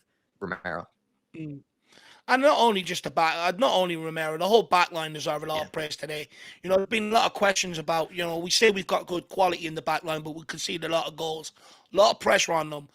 That's a good platform for them to build off going forward. Let's see if they can take it into the Newcastle game. If they do, we'll win. If they take it into the North London Derby, we'll win. Let's see if they can bring that consistency. Dan Coy's very happy with Odegaard today. Come on, you Harris Army. Come on, Dan. I wonder if you were at the game, because I said earlier I was so jealous of anybody that did get to go to this game. Must have been an absolute fun day out.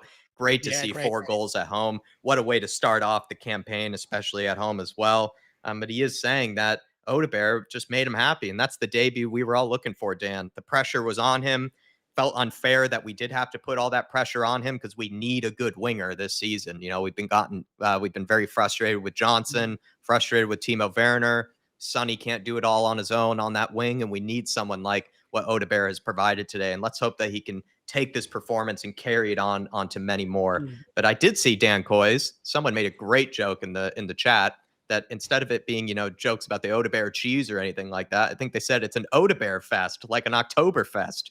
So let me know if you're into those kind of into that type of drink. Get the Oktoberfest Paulaner's out, get the Merzens out, as I believe they like to say, Auf Deutsch. And Odegaard, just a wonderful player, and provided everything that we've been looking for on those wings. Runs at players, draws attention from defenders. He's a very lively type of guy, low center of gravity, Dave pointed out as well, and taking it past his man.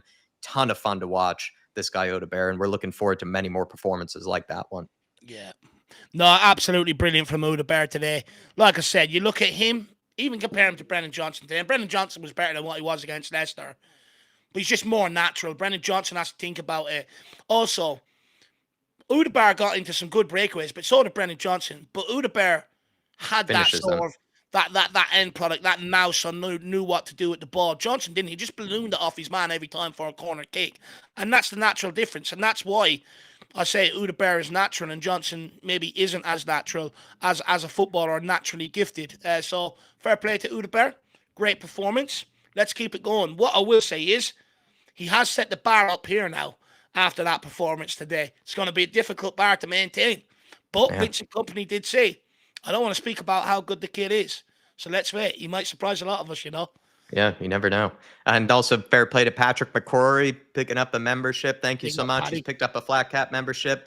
I hope you enjoy the members live streams. You enjoy as well all the more members benefits. Dave and I will give the final touches to all of it. I think plenty of people who are already members are seeing the benefits, from fan cams to the likes of the fantasy leagues that we've been doing, 2 separate fantasy leagues.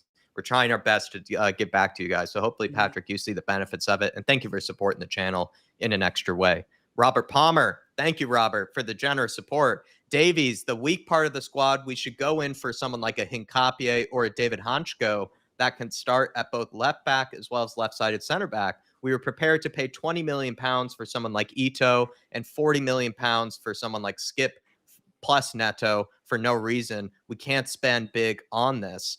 I think for me, a big miss this season, Robert, has been, yes, like we could have gone a bit bigger in the right wing department. Yes, we could have also gotten a more proper number 6. I'd agree with some of that. But I think Dave knows one of my biggest gripes about this summer transfer window is the fact that we still haven't seen any rumors at all of Spurs signing a new left back. That's something that we desperately need. We need cover for Destiny Udogie. Me personally, I don't know about you, Robert. I think we need someone more similar to Destiny Udogie, or at least can provide that attacking emphasis like he does, that also is still sound defensively. I do agree, though. I think Davies has been here far too long, and this might sound a bit greedy. I just think we need a left-sided center back and someone like a Destiny Udogie as well. So a left back as well as a left-sided center back. It could be possible to find someone who could do both. I'm just not sure if that player exists in the way that Ange Postecoglou needs them to, because that we're talking about like a ridiculous player. If they can do what Destiny does, again, aren't you really? Yeah, Van de Ven with skills like Destiny has, on the ball. I'm not even sure if that exists really at all. But I see what you mean. And Dave, for me, that was one of my biggest priorities. It wasn't one that a lot of people bring up though, because it's not the sexiest, signing or anything like that. But it is one that we need desperately. We need cover for those 2 positions, left-sided center back and left back. To be honest with you, I think ideally, if you could find a hybrid that can play both, fine. But I want one for each position. Udogie going down today is a little bit of a worry. Jed Spence coming in, he done well. But he's right-footed. He's not going to be able to put in that sort of performance at left back every single time. We've seen Emerson having problems going over to left back and stuff like that. And this is where it's really important for the club to buy someone to come in for cases like that, because we know what's going to happen. We're going to revert to Ben Davies. He's so far off it. It's unbelievable. And he can't play Ange ball. We've seen him last season. He can't do what Udogie does getting forward. And, he's always caught in no man's land because he goes to do it. Then he realizes, shit, I don't have that pace. And then he drops back and he's always caught in no man's land. He cannot play this system. He can't even play at centre-back. He's just not a centre-back. He's just repurposing the player for no reason. The day Ben Davies at Tottenham is done as dusted as far as I'm concerned. You might be able to plug a gap with a Dragusin if you can keep all your 3 centre-backs fit if something happens to Van de Ven. You still got Darrington, who hopefully will get back from his hamstring injury soon. Let's see what he can do. But I do want the club to go out and buy a left-footed centre-back. And the reason why I say that is one thing that's very important that Van de Ven does that doesn't get enough recognition is Anytime that ball goes to him across the back line, he is so quick to move that ball out to Son left-footed. If you've got a right-footed player doing that, you don't do it to the same effect. You don't do it nearly as quick or as many times. So that's why it's very important to bring in the left back. The whole idea of having a squad is so that you can bring players in, so that you can maintain what you're trying to do, not trying to make things fit. Okay, there's going to be extraordinary circumstances. If you have 10, 15 injuries, you might have to do that. But we have to bring in these last couple of bits of business to give Postecoglou what he needs then. At least then, if it doesn't work out, Postecoglou falls on his sword. But if you don't bring these bits in, you always give Postecoglou that excuse.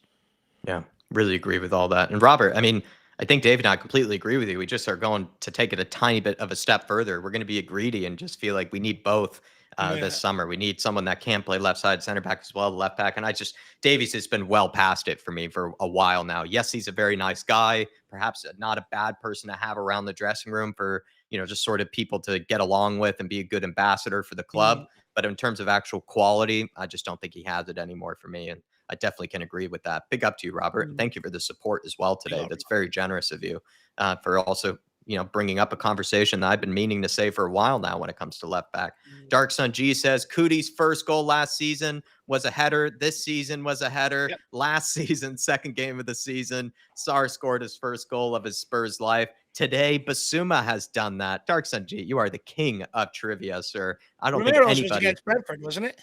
Yes, and it was a header that Darkson G pointed out, and then he scored another rom bomb the other game against Burnley.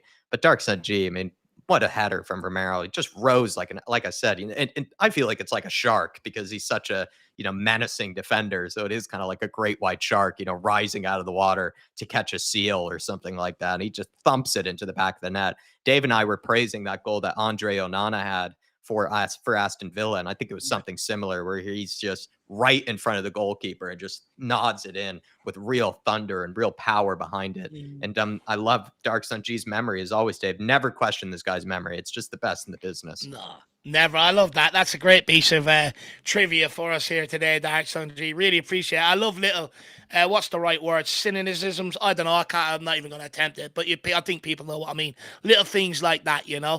Big up, Dark Sun G. The king of trivia, Dark Sun G is, and never question anything this guy ever, says as fact. He is the man of fact. Everybody likes to think they're speaking facts. I think Dark Sun G is usually the one that pretty much is, especially in this case. Big up to you, sir. Dark Sun G again follows up by saying this is the difference between Van de Ven and Cootie versus Dyer and Sanchez. Whew, I mean, if Dyer and Sanchez even play the same sport as Van de Ven and Cootie Romero, that's what I wonder. That's just that much of a difference in quality. Two are world-class defenders, and I do mean world-class. Van de Ven is world-class, and I think Romero is also world-class.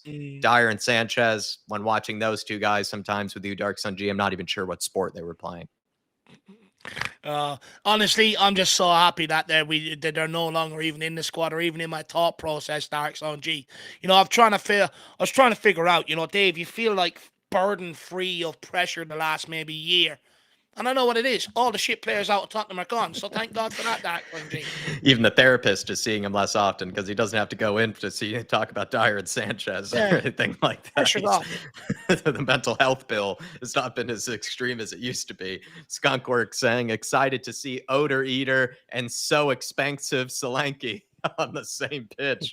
I love that. And some people have said Solanke or Solank or whatever the nicknames are for his length and for his lankiness. But I'm looking forward to Odor Eater as well as Solanke. And I think he needs that sort of winger on either side. He needs someone like Sonny and he needs someone like Odebear, Skunkworks. And Solanke, after watching that performance, pressure's on him. We need someone like him in the team. Solanke for teams like Everton, for other squads as well that will play a low block. But Solanke would look at that and be like, you know what? I got to hit the ground running. These guys are scoring goals for fun. I need to join in on the action. And that's exactly what we want to see. And Odebear, what a performance. What a debut. Just looking forward to seeing more of that kid. The guy was just a pleasure to watch today. An absolute pleasure. Thank you for the support today, Skunkworks. You've been with us for a while now. You also are a member, so we're very appreciative of that. And if you ever wanted to, you can send in a fan cam if you are a fan show member, if you as well are interested in making your debut. I'm not sure if you ever have. We would love to have a chat with you. Big up to you, Skunkworks, and thank you for the extra support today. I like Oda Reader. I'd go with oh, I did have two names. Give me a second. They're after evading me there. Order Beast, that'll be one. Order Dominant, that'll be two. A couple of names there. Skunk Works, let me know what you think of them. But Oda Bear, absolute great debut. I mean, how refreshing is it to see a winger just pick up the ball and just drive at his man and look to create? Absolutely refreshing. And it can almost inspire, at times, I actually think it inspired Johnson to try it at times down that right-hand side. Again, still no end product. I'm starting to become an ABJ, anybody but Johnson now at this point. But it's absolutely infectious. It's refreshing to see, and fair play to him. And if we do get into a crisis again, we have to go Son up top. We now got the answer to the creativity off the left-hand side that we lack when he goes up there. Football Heritage TV, Sava, thank you for the generous Sava. support, sir. Big up, lads. 3 points and 4 goals. Good day to be a Spurs fan. That it is, Sava. Most pleasing thing was the clean sheet. I bet it was for you and me. Are got to share a bit of a similar belief with that, Sava. I just hate conceding. And then he says, bigger tests to come, but an important win nonetheless. And we can all be happy tonight. Much love. And come on, you Spurs. I wonder how people will spin that as a negative super chat.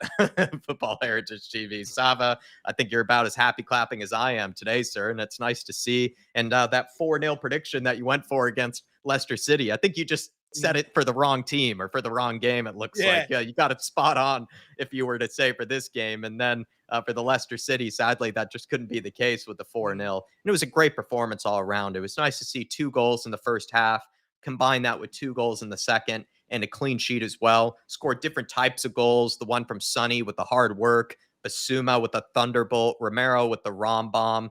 It's just a great day at the office. It really was. And I mean, 3 points, 4 goals. Yes, it was only Everton, but you can only play what's in front of you. And we absolutely shucked them aside and destroyed them. No, 100%. First of all, say hello to the missus and the family-in-laws as well. Tell them we said hi over here at the Irish Hotspur. Hopefully you're all having a great day and a great dinner, most importantly, and love a good feed. But you know what, Sav, it was a good day at the office. I'd really love to know what your thoughts were. You could just put it in the chat there. Let us know what your thoughts were on Uda Bear's performance today. Were you excited by him? Also, but like you said, great day. Nothing to really be unhappy about. Yeah, you can pull out Johnson for today. That's still maybe one aspect that you could be concerned on. But for most of it was very impressive to see. We answered lessons from last week at halftime. We didn't rest on our laurels. We went at them again. We killed them off. We took our chances today. And when we take our chances, this is how effective Ange ball can be. But it does rely on us being potent most weeks. But you would argue that's what you need to be if you're going on to win a title. Yeah. But also, I think the most pleasing aspect, yes, we score goals on the Tottenham fans. We love scoring goals. But one of the biggest criticisms this team has been the clean sheet. And to add that to it makes it an even more perfect day for Tottenham fans in general. To add that clean sheet, to know that when you look at them players, even if you do have your concerns or criticisms, that they are capable of doing this. I mean, fuck me. I nearly fainted. I seen Vicario come off his line today and claim a corner kick and catch it. I mean, it looks like they're starting to get it. I nearly fainted when I seen that. That's not something that he usually does.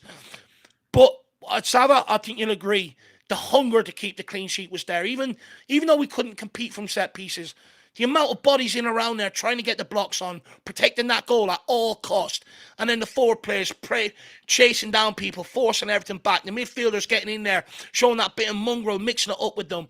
It all kept to the clean sheet. And they're all attributes that your team needs to have if you want to go and win titles, if you want to go and win trophies. Today's a pleasing aspect, but like you said, we cannot get too carried away. Yes, I mean, by all means, enjoy your weekend, go ballistic. Saturday, Sunday, Monday, Tuesday, Wednesday, Thursday, Friday. Saturday is a huge test. We got humble up there under Conte. We got humble up there under Ange Postecoglou last year as well.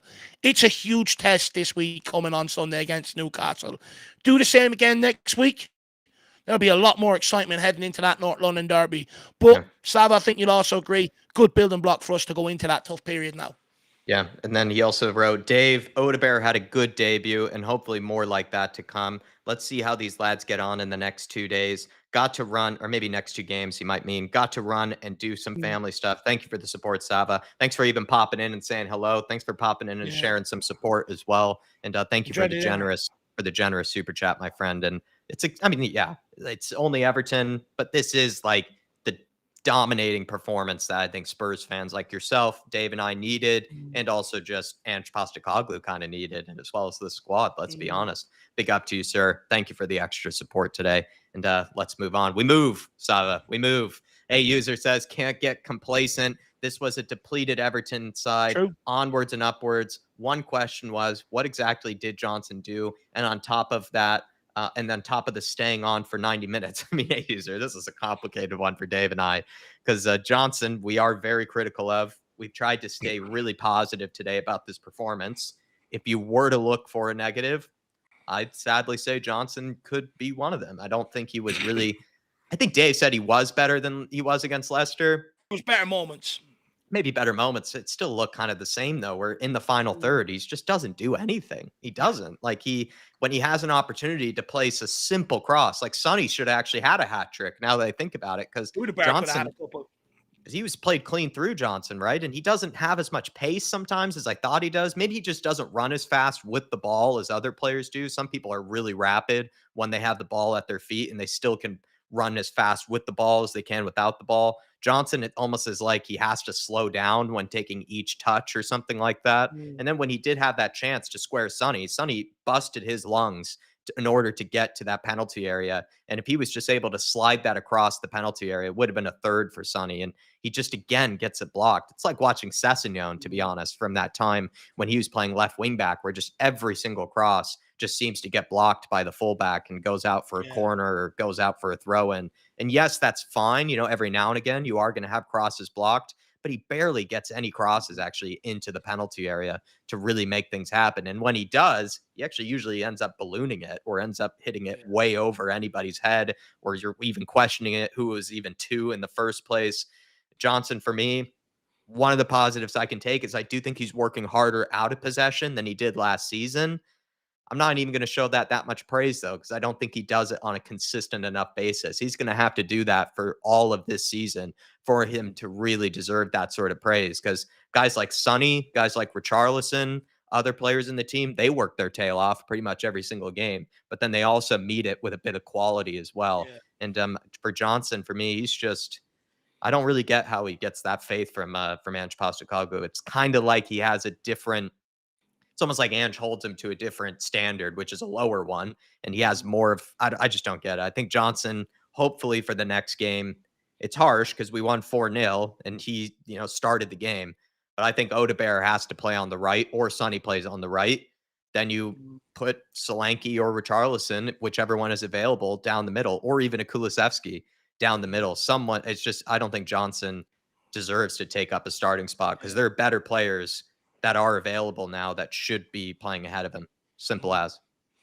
And look, I think that's the one maybe takeaway you have from today, where you're like, this needs to be sorted out going forward if we want to take what we've done today and improve on it even further, become even more devastating. And I like it's we shouldn't be looking at this as a negative or we're just looking for something to give out about. No, this is a problem that needs to be solved going forward if we want to drag ourselves towards trophies and stuff like that. Look, Brennan Johnson just didn't do anything again today in terms of when he was in good positions. Every time he hit the ball off Mikalenko is the only Everton player on the park that pocketed his man today. Everyone else was nowhere near their man today. Nowhere near it. Mikalenko pocketed Brennan Johnson. Now, is that because Mikalenko is up there and is a world-class defender, or because Johnson is bang average? For me, it's because Johnson is bang average. And I only say this about the guy because he needs to know this to improve. If people just keep patting him on the back going, it's okay, it's going to come, you're not helping the guy whatsoever. In fact, you're sort of aiding it going on longer. We should be demanding more from Brennan Johnson. He had a couple of great opportunities before the one for Son that Jack was talking about. All he had to do was whip it by his man, and Odegaard's at the back post to tap it in. He could not do that. Every time he balloons it off his man right in front of him. He doesn't have the technique on the ability to be able to get that ball to roll along his foot to get the width that he needs to bend it around it. He doesn't have it. When you look at him getting on the ball to take on players, every time it went out for a throw-in or a corner kick, he didn't have the ability to beat Mikalenko. And this is my big problem. Yeah, he's a bit more involved in today's play and stuff like that. But your winger's all about end product. It's what teams have always bought wingers for. Although the game has changed and modernized, one thing that doesn't change is you need output from your wingers, from all your attacking players. And he is not producing that. I get what Andrew's trying to do, show the guy a little bit of faith and hopefully he comes good. But sometimes, blind faith can be a bad thing. And I think that's what's going on now, because I think then if he goes to make a statement with another player, that's the first thing they'll bring up. They'll just turn around and go, hang on, you're treating me different to Brennan Johnson. And that can come back to bite Ange in the ass. So it is something he needs to look at. And I would hope when Solanke comes back or Richarlison is fit, that means he then drops out of the team onto the bench and Udebar then takes up that position. It is something that has to be spoke about and something that has to be changed. Even though we've won 4-0 today, it still has to happen. Because against Newcastle, he went hiding last year. If we think he's going to turn it on this week or next week against them at their place, think again. Yeah, he holds Kulusevski, it feels like, to a higher standard. He holds other people to a higher standard, but it doesn't feel like that's the case with Johnson. It's just he continues. Kulusevski scored an assist preseason, Jack, and he couldn't get into the team. Yeah, Johnson starting, he'd done nothing.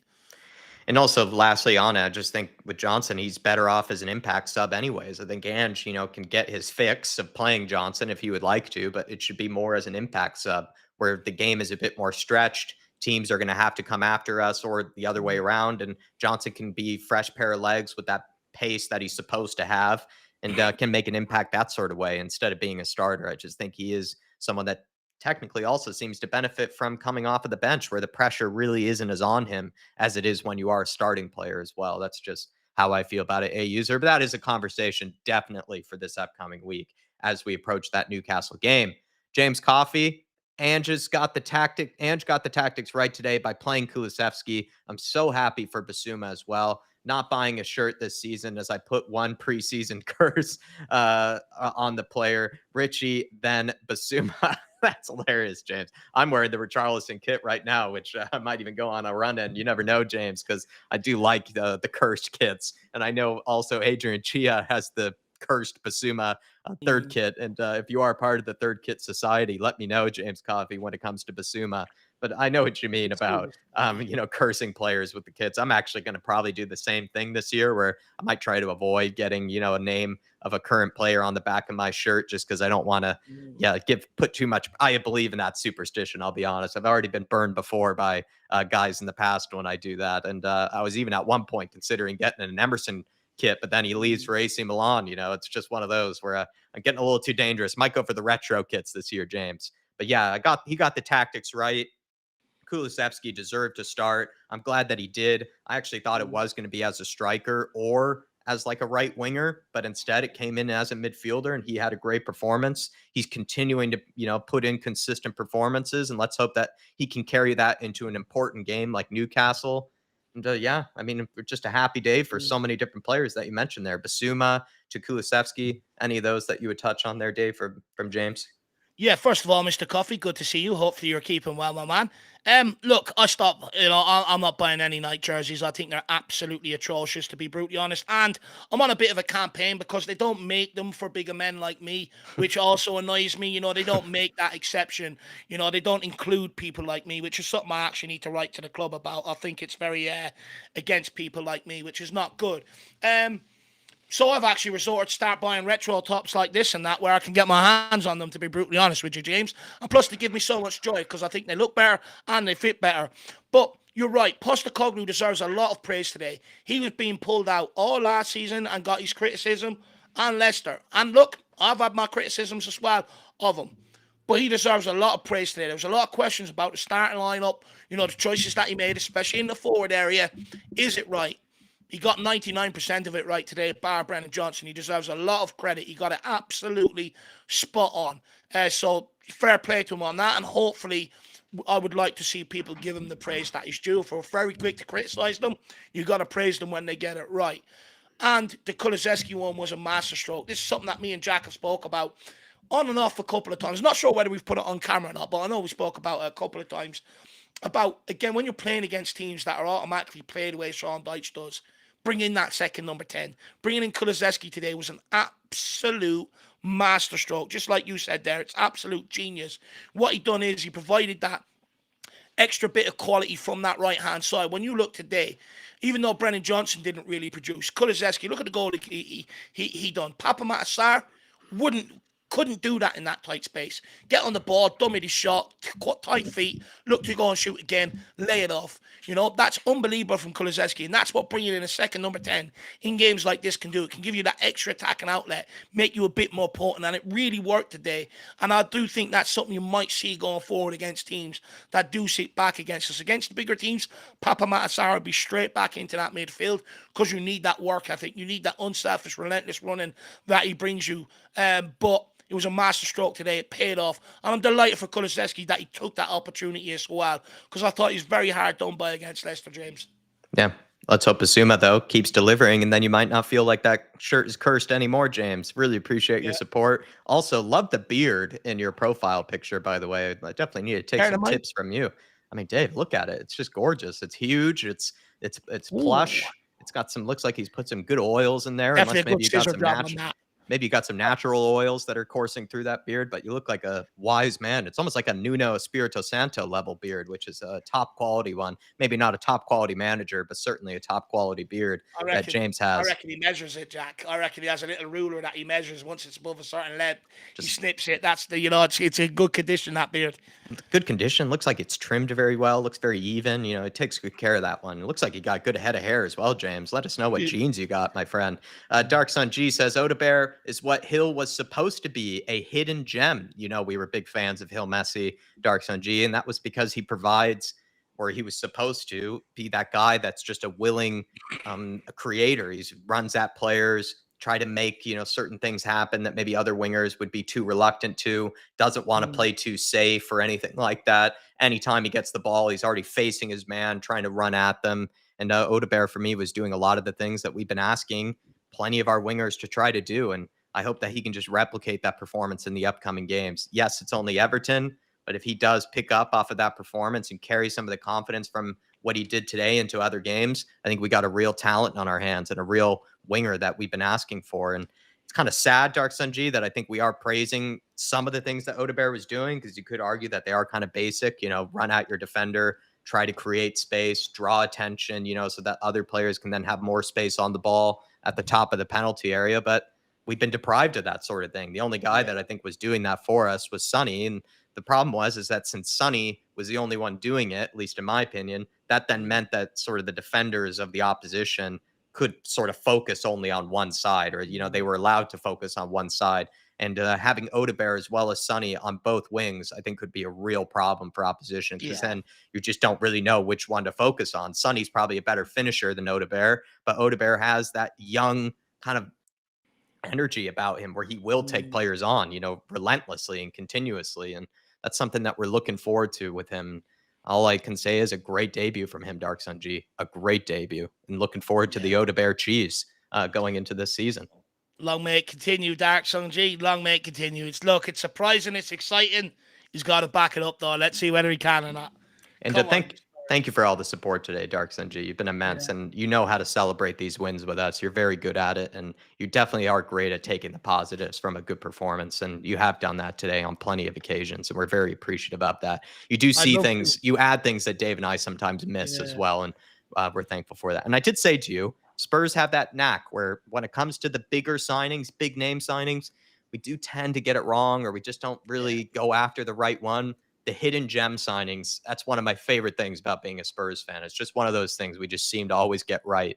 It's those hidden gem recruitment that everybody at first kind of questions. They're like, wait a minute, why did we sign that guy? Vicario, to, you know, Destiny Udogie, to plenty of these guys, you know, Bentancur, Kulusevski, so many different signings, you know, of recent years. Lucas Bergval. I'm looking forward to Youngman Hook, you know, in the winter as well. It's just so many signings. Luka Vuskovic, you know, that we've signed. I can't wait for him. I cannot wait for him, Jack. It's just that thing that Spurs do so well. It's a bit of a Daniel Levy thing, because, we're spending cheaply, you know, for promising players for the future. But let's be honest, like, we've been getting it more right than wrong in the last few years when it comes to the hidden gem signings. And it's one of my favorite things about being a Spurs fan, is that we have these diamonds in the rough that are just cooking, ready to be unleashed to the world. Big up, Dark Sun G.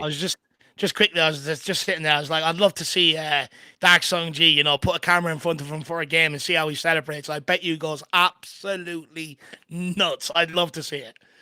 And artist, big up to you, drop kick your teacher, Son Solanke, Odebear. I was a huge Brendan Johnson defender, but there's zero excuses for his performances now. I don't think he'll be here in after next season. There's still plenty of time with Johnson, right? And Dave and I even said this Is there though? Is he running out? Well, we did say it's a make or break I have a season. 2-year policy, Jack.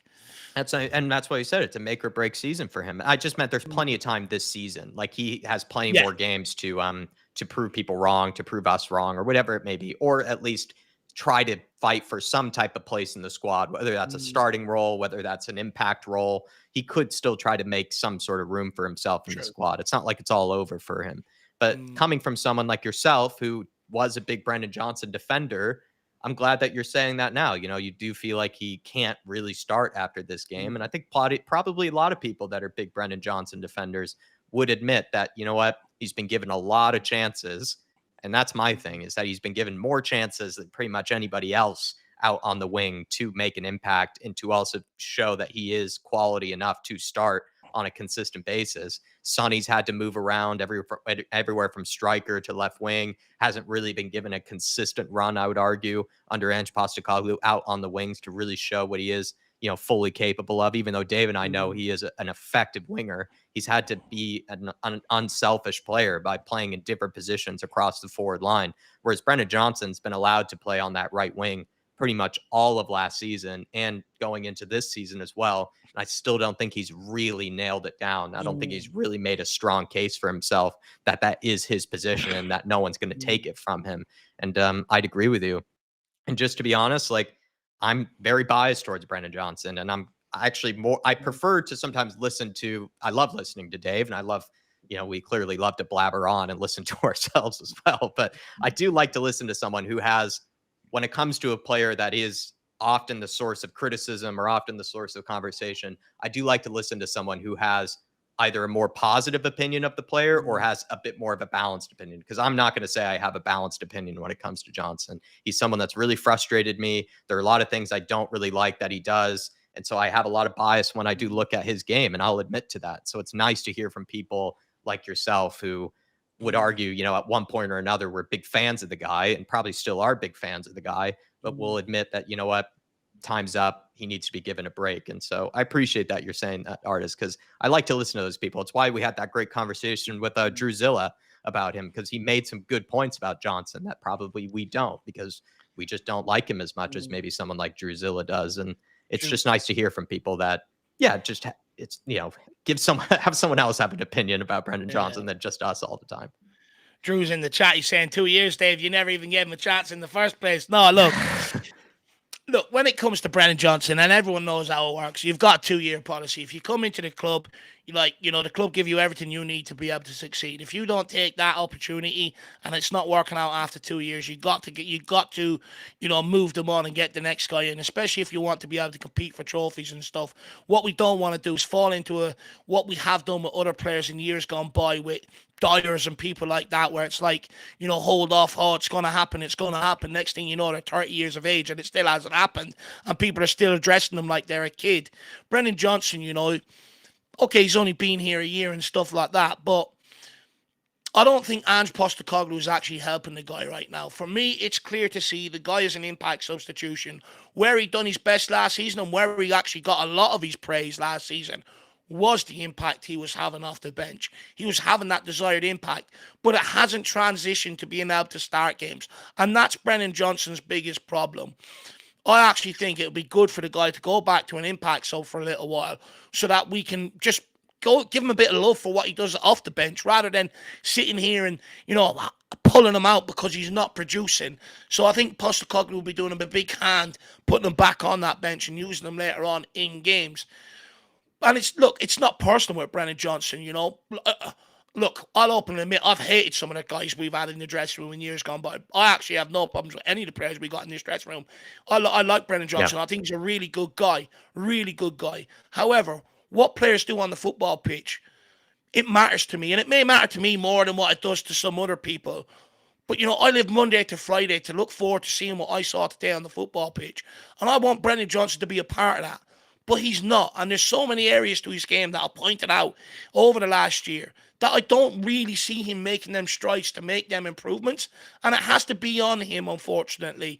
And hopefully he can do that. I want a lot of the signings we've made on the Paratici to work out. I really do. I've been a big backer of Paratici and stuff. But he's letting Tottenham down right now. And he needs to become better. And I'm only saying this for his own sake, because he'll fall into the same category Skip did, where initially he'll come into a position where we're left bare and everyone's excited about it. But when we bring in more players of more quality, he starts to become more exposed. And if he doesn't go out and work on certain aspects, he will be out this door. However, I feel like, because we've laid 50 million on it, Daniel Levy will not let that go so quickly. And he will persist. He will continue saying, no, make it work. I want 50 quid on it. Make it work. The stats tell me that he can reach this level. Make it work. So, unfortunately, I think we're going to have to put up with him in years to come. But if he starts producing, we'll have to put him up with years to come in a good way. But it's all down to the kid now. No, sorry, not kid. I'm not calling him a kid anymore. It's all down to him. He's 23 years of age. Make it work. Yeah, just to provide some type of balance that I can. I'm not going to say I'm unbalanced at all towards Johnson. I will argue that he has improved on his work rate out of possession. Last year, that was another thing that pissed me off about him, was that if he didn't have a good performance, he didn't help out the team very much with working off of the ball like other players like Richarlison did or like Sonny did. But this season, I think he has made significant improvement with his work rate off of the ball. But that's not the whole story. That's not something that I think is totally worth praising, for ends on end, because a lot of other players do that. And I don't think he did that at all last season. So I'm glad that he is making an improvement on it. And I think we're seeing the benefits of that, but he needs to show even more, in my opinion. But that is a bit of praise if I can, show him in that regard, or at least that's one of the signs of improvement that I think he has shown.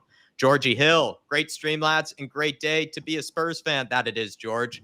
As you saw before, Dave and I were red-faced, cheering, all over the shop, bouncing off the walls. We're practically near just happy clapping ourselves, to, to just almost exploding at this point. But George, it's been a great day.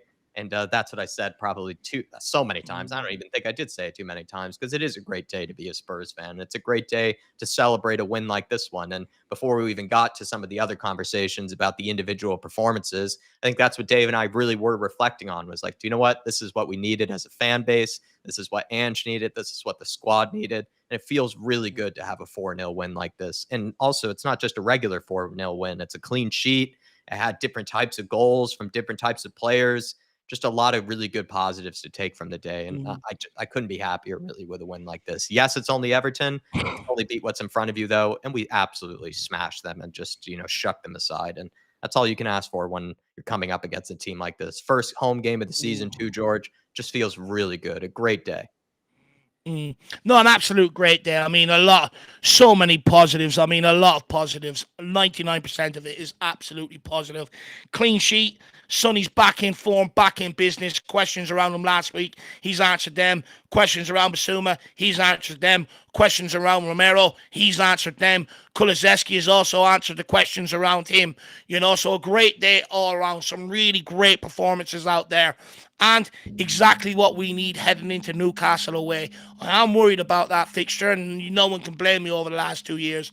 But off the back of a 4-0 win heading up there, hopefully it gives us the confidence to overturn that curse that we need.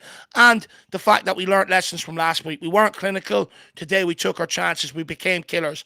Ruthless. I want to see more of that. Great day all around, Georgie Hill. Can't wait to enjoy my weekend.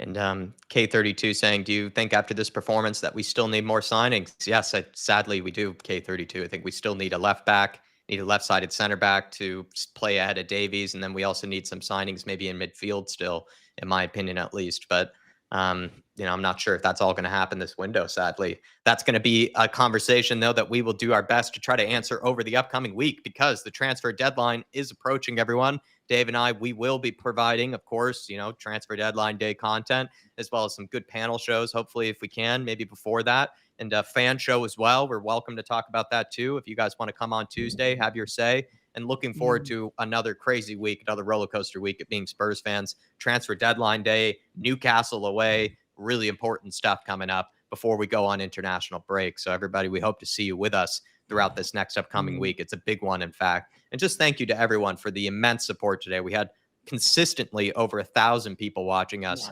during this game today. 1,000 people live in the chat. Absolutely 100 crazy. subscribers today as well. And everyone who smashed the like button, to grabbing a membership, to also as well supporting the channel, sending in their opinions, also just participating in the chat with each other. It's just been a great day. Thank you to Shem. Thank you to Dark Sun G, Lee Harvey, Martin Knightsbridge, Patrick McCrory, Adrian Chia with the Superstition celebrations. And thank you for the great script today, Adrian Chia, Jerome as well, Belgian Hotspur, Joris, Daniel Larson, Dropkick Your Teacher, Artist, Alexander Villaris, Sebas celebrating 17 months, you absolute legend, Sebas, Paul G, member of the Paul Army. We also had Adrian Brown, who gifted out a membership. Thank you for that, Adrian. That was very generous, as well as Steady Eddie gifting out a membership. V Scarred, Robert Palmer, Skunky Works, James Coffey, Football Heritage, A User, and Georgie Hill. You guys were all immense today. Thank you for supporting us. Thanks to everybody that picked us as their watch along destination. Send in those fan cams, please, everybody. There should be a comment in the community channel being put up there if Dave hasn't already done it already. So send that in.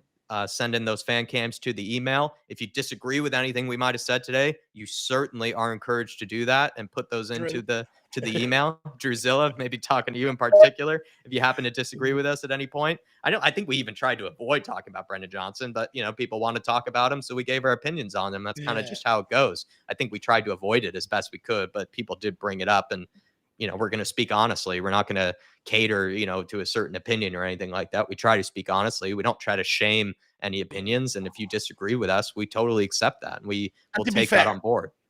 And to be fair, if a player that we criticize comes out and, answers us back, we're the first ones to praise him, start singing songs about him and everything else, to be fair. I think Odebear would be a good example, someone that you weren't even the biggest fan of, as a signing, to be honest. And sorry, everybody, I think my camera froze for half a sec. But Odebear would be a good example. I don't think Dave was super keen on that signing because it just didn't feel like a signing for the here and now. But Dave has been speaking French more than he's been speaking English this whole watch along. That it just shows it goes both ways. We'll show praise probably more than we even show criticism, to be honest. It's just how this channel has always rolled. I think we really enjoy days like this, and we celebrate them to the fullest, to probably almost a nauseating effect. That's how crazy we go on these celebrations. And but yeah, if you happen to if you happen to disagree with us, send in the fan cams, please. We would love to see you on the fan show as well this upcoming Tuesday. I think Twitter Reacts is going to be a lot of fun as well. Look out for that tomorrow. Check out the highlights that we'll be posting. Plenty of content coming your way. Any final words from yourself, Dave? Look, we got what we wanted today. Let's go and enjoy our weekend, and keep an eye out for all the content coming out. Twitter Reacts usually a good one, especially when we win. Fan cams, get in underneath them. Don't be afraid to send them in. Everything is up in the community section that you need to know. I'll give you an hour. I'll take it down in an hour's time. So, you got an hour to get them in. But guys, absolutely barely anything to complain about, bar the one thing that we tried to avoid touching, but people want to talk about it. But guys, great win. Go and seize the weekend. Enjoy yourself. Jack, what a great day for you. You get up early. You show the commitment. 4-0 wins to celebrate. Thank you for your commitment. My reward. Yeah, I knew it would be worth it. Huge day out. Thank you to all you lovely Spurs fans. Thank you to this lovely community for making it such a special place. We move. We go on to Newcastle away. We go on to the final week of the transfer window. Looking forward to many more days of this roller coaster of a season. It's going to be a long one, everybody. Let's hope for many more days like this one. But we'll leave you there. Thank you so much for the immense support today. Come on, you Spurs. In the Big Ange we trust. Massive 3 points that was well needed and a great result. 4 goals to celebrate. And we'll see you next time. We never stop, boys. We never bloody stop. Let's go.